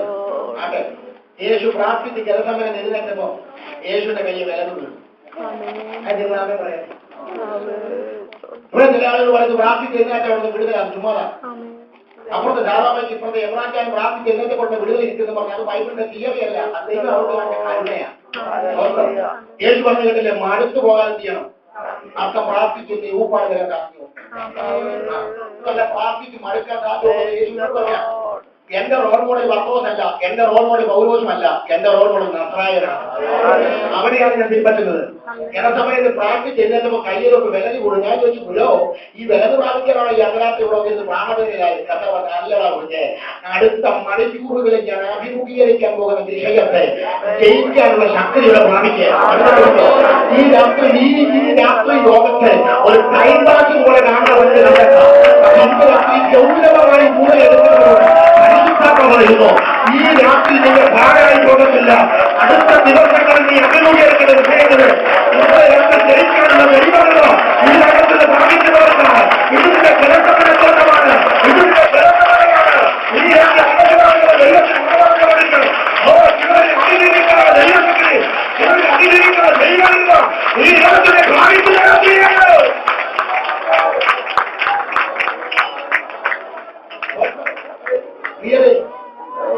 ജനസഭയെ അന്ന് രാത്രി അറസ്റ്റ് ചെയ്തു. 3 സിവിൽ കോടതിയിലും 3 മതക്കോടതിയിലും ഉൾപ്പെടെ 6 കോടതികൾ 7 പ്രാവശ്യം വിസ്തരിച്ചു. 7ാമത്തെ പ്രാവശ്യം പീലാത്തോസ് വിധി കൽപ്പിച്ചു. ഒന്നുകൂടെ 40 അടികൾ. ഇതാ പീലാത്തോസിന്റെ ഗവത എന്ന കൽത്തളത്തിന്റെ 18 പടവുകൾ ക്രൂര നരാധകന്മാരായ പടയാളികൾ യേശുവിനെ വലിച്ചടച്ചുകൊണ്ടുവന്നു. ഗവതയുടെ കൽത്തളത്തിലെ കൽക്കുത്തിലേക്ക് യേശുവിനെ കുരിച്ചു നിർത്തി. നാടകവും നന്മ ചെയ്ത നാടക തിരുക്കരമോ ബന്ധിച്ചു. സമാധാന സുവിശേഷത്തിന് വേണ്ടി അതേ ഓടുന്ന യേശുവിനെ കാൽപാദങ്ങൾ അവർ ബന്ധിച്ചു. ഇതാ യാഗപ്പശുവിനെ കയറുകൊണ്ട് കെട്ടുന്നത് പോലെ ഗവതയുടെ കൽത്തളത്തിലെ കൽക്കുത്തിലേക്ക് യേശുവിനെ കുഴിച്ചു നിർത്തി. ഇതാ അത് മിണ്ടാതെ നിൽക്കുന്ന ഒരാളിനെ പോലെ കുരിഞ്ഞു നിൽക്കുന്ന യേശുവിന് ഇടത്തും വലത്തും ക്രൂര നരാധകന്മാരായ 2 പടയാളികൾ നിന്ന് കുതിരയുടെ തോർവാളികൾ കൊണ്ട് നിർമ്മിച്ച് അസ്ഥികഷ്ണങ്ങൾ യോഗത്തകളിൽ വെച്ച് ചമ്മട്ടിൽ ചാട്ടമാർ ഉപയോഗിച്ച് ഇടത്തൊരുത്തിൽ നിന്ന് വലത്തു മറ്റൊരുത്തിൽ നിന്ന് അടി 1, അടി 2, അടി 3 എന്ന് പറഞ്ഞവർ മാറി മാറി പ്രചരിക്കുമ്പോൾ അയ്യോ പാപമറിയാത്ത പരമപരിശുദ്ധനെ, ശാലോനിലെ പനിനീർ പുഷ്പമായവനെ, താമര ഇടലുകൾ പോലെയുള്ള യേശുവിന്റെ ശരീരം അറവുശാലയിലെ കുറവ് പോലെ അടിച്ചു തകർക്കപ്പെടുന്ന അതിദാരുണ്യമായ കാഴ്ച ഗവതയുടെ കൽത്തളത്തിൽ കാണാം. 140 അടികൾ കഴിഞ്ഞപ്പോൾ ഇവിടെ കൊണ്ട് തീർന്നു. ഇനി നസ്രായൻ എഴുന്നേൽക്കത്തിൽ കണ്ട പീലാത്തോസിന് തെറ്റി. ഇത് ആഭാത ചൂടം രക്താഭിഷേകമുള്ളവനായി ഗവതയുടെ കൽത്തളത്തിൽ മന്ദം വന്ന് എഴുന്നേറ്റ് നിൽക്കുന്ന യേശുവിന്റെ തോളിലേക്ക് ഏകദേശം 300 റാത്തൽ തൂക്കമുള്ള പൂർണ്ണകൾക്കകത്ത് എണ്ണ നിറഞ്ഞു നിൽക്കുന്ന 2 പച്ചപ്പന്മരെ കുറിച്ച് കൂട്ടിക്കെട്ടി അവന്റെ തോളിലേക്ക് അവർ വെച്ചുകൊടുത്തു. ഇതാ ഗവതയുടെ കൽത്തളം മുതൽ കാൽവറിയുടെ ഗിരിമുകൾ വരെ ഒരു തലത്തൊമ്പ് പോലും തണൽമരമായിട്ടില്ലാത്ത അതേ യെരൂശലേമിന്റെ രാജവീതിയിൽ കൂടെ എന്റെ നസ്രായൻ 10 പ്രാവശ്യം വീണ്ടും എഴുന്നേറ്റും. ഇതാ തലയിൽ വിഷമുള്ളുകൾ കൊണ്ട് അടിച്ചടക്കിയ കിരീടങ്ങൾ വിളഞ്ഞുകൊണ്ട് ഇതാ അവൻ വീണ്ടും എഴുന്നേറ്റും. തലയോട്ടിയുടെ ആകൃതിയിൽ തല ഉയർത്തി നിൽക്കുന്ന ഗോർഗോദയുടെ നെറുകയിലേക്ക് അവൻ ഓടി കയറുകയാ. തീർന്നില്ല. അതേ ഒട്ടക്കുന്നിൽ അവൻ എത്തിയപ്പോൾ അവന്റെ കയ്യിൽ നിന്ന് ആ കുരിശവർ മാറ്റിയിട്ട് നസ്രായനെ അതിനുമേൽ മരത്തിൽ കിടത്തി ഇടത്തും വലത്തും ഓരോ കരകൾ വലിച്ചു വെച്ച് 6 നീളമുള്ള 3 ആളുകൾ അവരുടെ ശരീരത്തിലേക്ക് ആഞ്ഞടിച്ചടക്കിയപ്പോൾ ടാപ്പ് തുറന്ന് വെള്ളം ചീറ്റുന്നത് പോലെ ചോര അവിടേക്ക് ചീറ്റി ഒഴുകുകയില്ല. ഇത് അവർ കുരിശെടുത്ത് ഒരു വലിയ കുഴിയിലേക്ക് വലിച്ചെറിഞ്ഞപ്പോൾ ഇതാ അവരുടെ ശരീരത്തിലെ അസ്ഥികൾക്കുള്ള ഗന്ധം വിട്ടു. ഇന്ന് രാത്രി ഞാനിത് പറഞ്ഞത് എന്തിനാണെന്നറിയാമോ? ഒരു പച്ച മനുഷ്യനെ പോലെ അവൻ ഈ വേദന മുഴുവൻ സഹിച്ചിട്ടും ഒരിടത്തും എന്റെ നസ്രായൻ കരഞ്ഞിട്ടില്ല. ആമേൻ പറയാൻ പറ്റുന്നത് ഈ രാത്രി ദൈവമക്കളോട് കുറിച്ച് പറയാം. ഈ പീഡനം ഗതസമന മുതൽ അത് ഗോൽഗോഥ വരെ സഹിച്ചിട്ട് അവൻ കരഞ്ഞില്ലെന്ന് ഞാൻ ചോദിച്ചു, എന്താ കരയായത്? യേശു പറഞ്ഞ മറുപടി, ഞാൻ ഗതസമനയിൽ കരഞ്ഞതുകൊണ്ട് ഞാൻ കാൽവറിയിൽ കരയാൻ പിതാവിനെ അനുവദിക്കത്തില്ല. ദൈവത്തിന് സ്വന്തം തരിക. ഇന്നലെ ഇവിടെ കരഞ്ഞ, ഇന്നലെ ഇവിടെ കൈയടിച്ച, ഇവിടെ ദൈവത്തെ ആരാധിച്ച, നാളത്തെ വെളിച്ചത്തിനായി കരയാൻ, നാളത്തെ തകർച്ചകളിൽ കരയാൻ, നാളത്തെ വേദനകളിൽ കരയാൻ എന്റെ ദൈവം അനുവദിക്കത്തില്ലെന്ന് വിശ്വസിക്കുന്ന ദൈവത്തിന് മഹത്വം കൊടുക്കുക.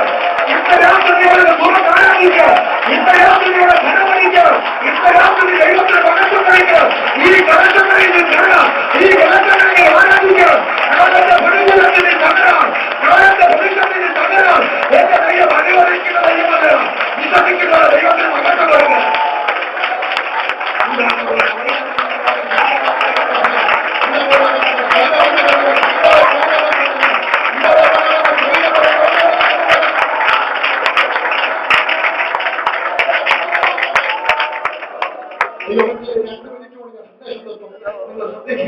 ഒരു കാര്യം കൂടെ പറയാതെ സഭയോട് പറയാതിരിക്കാൻ പറ്റില്ല, ദൈവാത്മാവനോട് പറയാതിരിക്കാൻ പറ്റില്ല. ശ്രദ്ധിക്ക്, അത് നസ്രായൻ AD 30 നിന്നുകൊണ്ട് യെരൂശലേമിനെ കരയുന്ന അർത്ഥം AD 70 40 കൊല്ലം കഴിയുമ്പം ഈ യെരൂശലേം ദേവാലയത്തിന്റെ സമാധാനം നഷ്ടപ്പെടുന്നതും 6 ലക്ഷം യഹൂദന്മാർ കൊന്ന് അത് തെരുവീതികളിൽ ശവമായി കിടക്കുന്നതും കഴുകന്മാർ പറന്നിറങ്ങി ശവം കൊത്തുന്നതും, യെരൂശലേമിന്റെ അല്ലെങ്കിൽ യഹൂദന്റെ അഹങ്കാരമായി നമ്മുടെ ദേവാലയത്തിന്റെ കല്ലുകൾ ഇളക്കുന്നതും യെരൂശലേം ദേവാലയം തീയിൽ ചുട്ട് നശിപ്പിക്കപ്പെടുന്നതും ആരോഗ്യ ദൃഢഗാത്ര ചെറുപ്പക്കാർ പ്രവാസത്തിൽ പോകേണ്ടി വരുന്നതുമായ ചരിത്രം കാണാത്തൊരു ദുരന്തം യെരൂശലേമിന്റെ മേൽ 40 കൊല്ലം കഴിയുമ്പോൾ AD 70 വരാൻ പോകുന്നത് അവൻ ആത്മാവിൽ കണ്ടിട്ട് അവിടെ നിന്ന് കരയുകയാണ്. ഞങ്ങളോട് പറയാം, യേശു കരഞ്ഞെന്ന് പറഞ്ഞാൽ അതിന്റെ പിന്നിൽ ഒരു സന്ദേശമുണ്ട്. ഇന്ന് രാത്രിയിൽ ഈ UAE നോക്കി യേശു കരഞ്ഞല്ല, IPC ചർച്ചിനെ നോക്കി യേശു കരഞ്ഞല്ല, പ്രഥം നിന്നെ നോക്കി യേശു കരഞ്ഞാൽ നീ ഇപ്പോൾ എത്ര ആരോഗ്യവാനാണെങ്കിലും, നീ ഇപ്പോൾ എത്ര പൊസിഷനിലായിരിക്കുന്നെങ്കിലും നാളെയുടെ ന്യൂനതയിൽ നിന്റെ ഭാവി എന്തൊരു ദുരന്തം നിനക്ക് വരാൻ പോകും. എന്തൊരു ദുരന്തങ്ങൾക്ക് വരാൻ പോകുന്നു. ഇന്ന് രാത്രിയിൽ തന്നെ അന്വേഷിക്കുന്ന ബുദ്ധിമാന്മാരുണ്ട് എന്ന് നോക്കാം.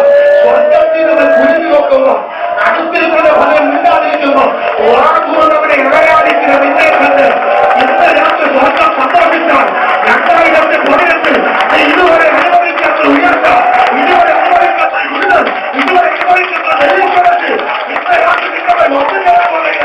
വിശ്വസിക്കുന്നവരെ ദൈവത്തിന്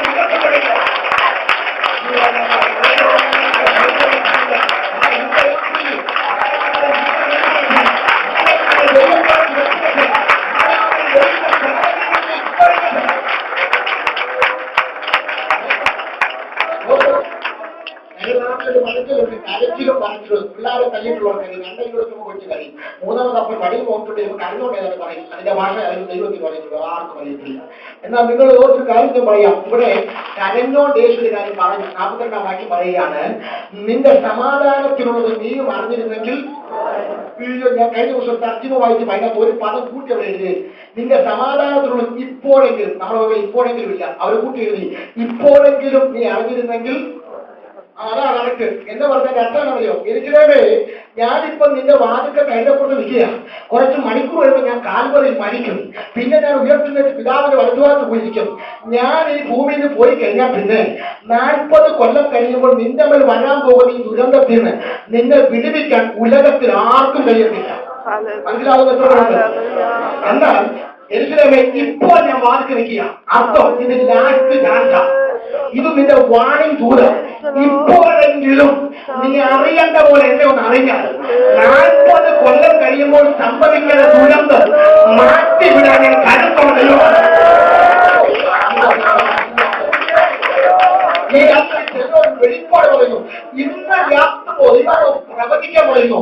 ഇന്ന് രാത്രിയിലെങ്കിലും അല്ല, ഈ 2ാം രാത്രിയിൽ ഇപ്പോഴെങ്കിലും നീ ഒന്ന് അടിക്കേണ്ട പോലെ കൈ അടിച്ചാൽ, തുറക്കേണ്ട പോലെ വാ തുറന്നാൽ, ഇറങ്ങേണ്ട പോലെ ഇറങ്ങി ആരംഭിച്ചാൽ നാളെ സംഭവിക്കേണ്ട ദുരന്തങ്ങൾ ഇന്ന് രാത്രി മാറ്റിവിടാം. ഈ രാത്രി വഴി മാറ്റിവിടാം. ഈ രാത്രി ദുരന്തങ്ങൾ വഴിമാറ്റുകയോ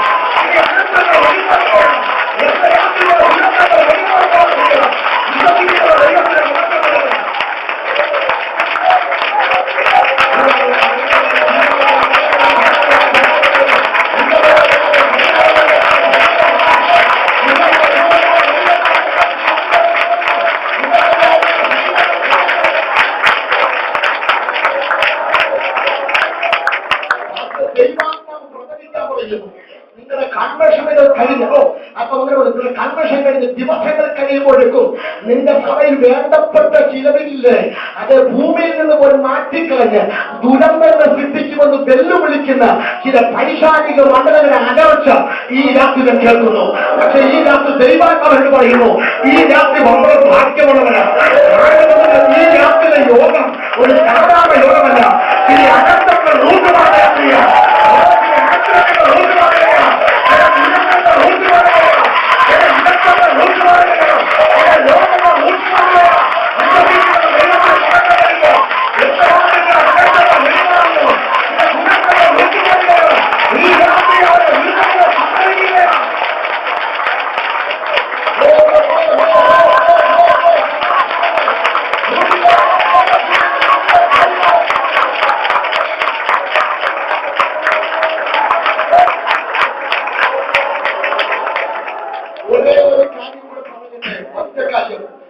ഈ യെരുശലേം പട്ടണത്തെ ന്യായവിധി കേൾപ്പിക്കാൻ അല്ല, യെരുശലേമിനെ ദുരന്തത്തിലേൽപ്പിക്കാൻ, യെരുശലേമിനെ ഒരു വലിയ ചരിത്രം കാണാത്ത തകർത്തി കേൾപ്പിക്കാൻ മാത്രം യെരുശലേമിന് എന്ത് തെറ്റ് ചെയ്തു? ഒറ്റ തെറ്റേ എഴുതുള്ളൂ. അതാണ് ഗൗരവമേറിയ തെറ്റ്. 43-ാമത്തെ വാക്യത്തിൽ ആ തെറ്റ് പരിശുദ്ധാത്മാവ് എഴുതിയിരിക്കുന്നു. ഒന്ന് വായിച്ചു വിട്ട് 43-ാം വാക്യം. ആ നിന്റെ സന്ദർശനകാലം രാമൻ പറഞ്ഞു. ഭയത്തോടെ രാമൻ പറയുന്നത്, നീ ഒരു തെറ്റേ എഴുതുള്ളൂ. ആ തെറ്റിനാണ് നീ 40 കൊല്ലം കഴിയുമ്പോൾ വില കൊടുക്കേണ്ട ദുരന്തം. എന്താ തെറ്റ്? നിന്റെ സന്ദർശനകാലം നീ അറിയാതെ പോയി. എല്ലാ വ്യക്തികൾക്കും ഒരു സന്ദർശനകാലമുണ്ട്. ആ കാലത്ത് ദൈവമാണ് എന്നെ സന്ദർശിക്കുന്നതെന്ന് നീ തിരിച്ചറിയാതെ പോയാൽ നിന്നെ വിടുവിക്കാൻ ഒരു ആത്മിക പ്രബുദ്ധനായ പ്രവാചകനും കഴിയത്തില്ല. ആഘോഷം ദൈവം പറയുന്നത് കേട്ടോ, നിന്റെ വെള്ളം ഞാൻ കുറച്ചിട്ട്, നിന്റെ വയലിലെ കൃഷി ഞാൻ കുറച്ചിട്ട് നിന്നെ സന്ദർശിച്ചത് ഞാനാണെന്ന് നീ തിരിച്ചറിഞ്ഞില്ല. പഴയ പോകുന്ന എല്ലാ പ്രശ്നവും പിശാചിന്റെ തലയ്ക്ക് വെച്ച് കെട്ടാതെ നിന്റെ ശരീരത്തിൽ രോഗം വരുമ്പോൾ, നിന്റെ സാമ്പത്തികത്തിൽ അടസ്വരം വരുമ്പോൾ നിന്നെ സന്ദർശിക്കുന്നവൻ ദൈവമാണെന്ന് ഈ രാത്രി തിരിച്ചറിഞ്ഞവൻ അടക്കപ്പെടുക. പറയാം, എപ്പോഴായിരുന്നു യെരുശലേമിന്റെ സന്ദർശനകാലം? യേശു പറഞ്ഞ കേട്ടില്ലേ, മക്കളുടെ അപ്പം നായ്ക്കുട്ടികൾക്ക് കൊടുക്കത്തില്ല, കാരണം ഞാൻ വന്നത് മക്കൾക്ക് വേണ്ടിയാ. അവരെന്നെ തള്ളി. അർത്ഥം, യേശുവിന്റെ ബേത്ലഹേം ജനനം മുതൽ കാൽവറി മരണം വരെയുള്ള 33.5 കൊല്ലം പിതാവായ ദൈവം തന്റെ ജനമായ യഹൂദരെ സന്ദർശിക്കാൻ അയച്ച ദൈവപുത്രനായിരുന്നു സാക്ഷാൽ യേശുക്രിസ്തു. അർത്ഥം, യേശുക്രിസ്തു ഉലകത്തിൽ ജീവിച്ച 33.5 കൊല്ലമായിരുന്നു യെരുശലേമിന്റെ സന്ദർശനകാലം. എന്നാൽ അവർ യെരുശലേമിൽ കൂടെ സഞ്ചരിച്ചിട്ട്, അവർ യെരുശലേമിൽ അത്ഭുതം ചെയ്തിട്ട്, അവർ യെരുശലേമിൽ കൂടെ തലങ്ങും വിലങ്ങും സുവിശേഷം പ്രസംഗിച്ചിട്ടും ഞങ്ങളെ സന്ദർശിക്കാൻ വന്ന ദൈവപുത്രനായ ക്രിസ്തു എന്ന് അവർ തിരിച്ചറിയാൻ കഴിയാതെ പോയി. അതാണ് യെരുശലേം ചെയ്ത തെറ്റ്. ഇന്ന് രാത്രിയിൽ ആത്മാവ് ഒരു വെളിപ്പാട് പറയാം, ക്രിസ്തുവിന്റെ സന്ദർശനം തിരിച്ചറിയാൻ കഴിയാതെ പോയാൽ ഈ ഉലകത്തിൽ നിനക്കൊരു വലിയ ദുരന്തമുണ്ട്. ഇന്ന് രാത്രി ഈ സാന്നിധ്യത്തിനൊരു പ്രത്യേകതയുണ്ട്. ഇത് ദുരന്തം മാറ്റുന്ന സാന്നിധ്യമാണ്. പറയും, ഈ ലോകത്തിൽ ഒരു സാന്നിധ്യമില്ല. നിന്റെ കുഞ്ഞിനെ അബദ്ധം പറ്റി 2-3 പേരോ ഉണ്ടെങ്കിൽ ഞാൻ വരാൻ അവൻ പറഞ്ഞത്. പിന്നെ നീ സാന്നിധ്യം അനുഭവിക്കാനുള്ള കാര്യം നിന്റെ ഇരിപ്പിന്റെ കുഴപ്പമാണ്. ക്രിസ്തുവിന്റെ സന്ദർശനം നീ അറിഞ്ഞില്ലെങ്കിൽ നിനക്ക് എന്തോ ഒരു തകർച്ച വരുന്നു. ഈ രാത്രി സന്ദർശനമായിട്ടുള്ളതായി തോന്നാം.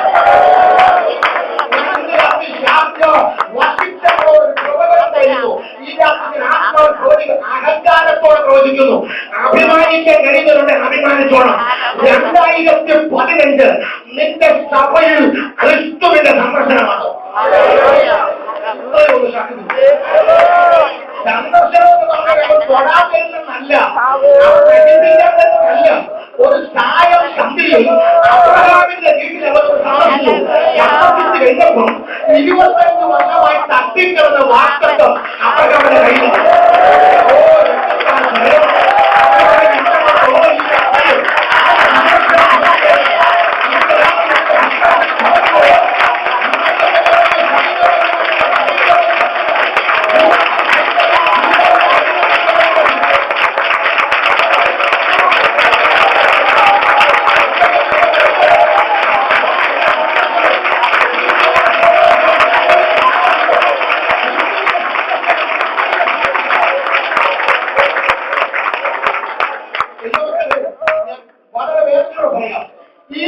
കെട്ടിടത്തിൽ ആരാധിക്കുന്ന നൂറുകണക്കിന് ആരാധനകളില്ല ഉണ്ട്. അവരുടെ ആരാധനകളൊന്നും സന്ദർശിക്കാൻ കൂടാതെ ഇന്ന് രാത്രിയിൽ നിന്റെ ആലയത്തെയും നിന്റെ സമയം സന്ദർശിക്കാൻ സ്വർഗത്തിന് മുഴങ്ങി തോന്നിയെങ്കിൽ ഇതിൽ കൂടുതൽ തത്വത്തോടെ വേറെ ഇല്ല. യേശു ക്രിസ്തുവിന്റെ വിധി ചെയ്യാൻ പോകുന്നു. നിന്റെ പ്രാർത്ഥന കൂടി അവൻ സന്ദർശിക്കാൻ പോവുക. നീ വാഹനം ഓടിച്ച് അവൻ സന്ദർശിക്കാൻ പോവുക. നിന്റെ ഓഫീസ് അവൻ സന്ദർശിക്കാൻ പോവുക.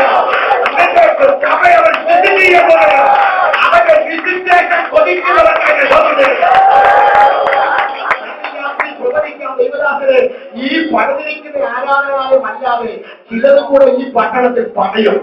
ഏതൊക്കെ നിയമസംഹിതകൾ തകരാറിലായാലും ചിലത് കൂടെ സ്വർഗം പണിയുമെന്ന് കാണിക്കുന്നു. വെളിപ്പെടുത്തട്ടെ, ക്രിസ്തു നിന്നെ സന്ദർശിക്കാൻ തുടങ്ങിയാൽ നിന്റെ ശത്രുക്കൾ തകരാൻ തുടങ്ങും. അയ്യോ, ഇസ്രായേൽ ജനത്തെ സന്ദർശിച്ചു ദൈവം. അപ്പോൾ ഇതാ ഫറവോൻ ചെങ്കടലിൽ മുങ്ങി. ദാനിയേലിനെ സന്ദർശിച്ചു. ദാനിയേലിന്റെ ശത്രുക്കൾ സിംഹക്കൂടി വീണു. എബ്രായമാരെ സന്ദർശിച്ചു. അവരെ കത്തിക്കാൻ കൊണ്ടുപോയി ആ തീ കൊണ്ട് കത്തിച്ചു. പത്രോസിനെ സന്ദർശിച്ചു. ഇങ്ങനെ പത്രോസ് വെളി വന്നു. അവരെ ഹെരോദ് അവരെ വിളിച്ചു വന്നു. ഇന്ന് രാത്രി അവർ നിന്നെ സന്ദർശിക്കാൻ നിരത്തും നിന്റെ തകർന്നുള്ളവർക്ക്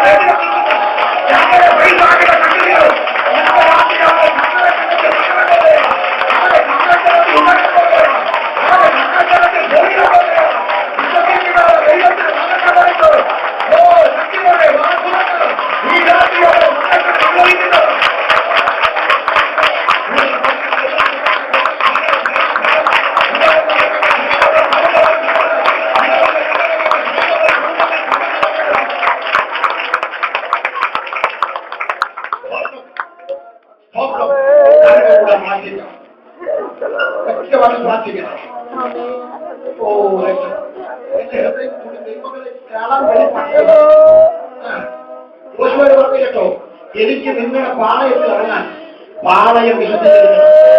സഭയോട് സഭ അടിച്ചു വാരി ശുദ്ധീകരിക്കണം. എന്തിനാണെന്നറിയാമോ? അവൻ വിശുദ്ധിക്കാൻ പോവാ. ഒരു പ്രധാനമന്ത്രി വരുമ്പോൾ ഒരുക്കമാണെങ്കിൽ, ഒരു ഷേഖ് വരുമ്പോൾ ഒരുക്കമാണെങ്കിൽ ഇന്ന് രാത്രി ആ വരാൻ പോകുന്നത് സാധാരണക്കാരല്ല.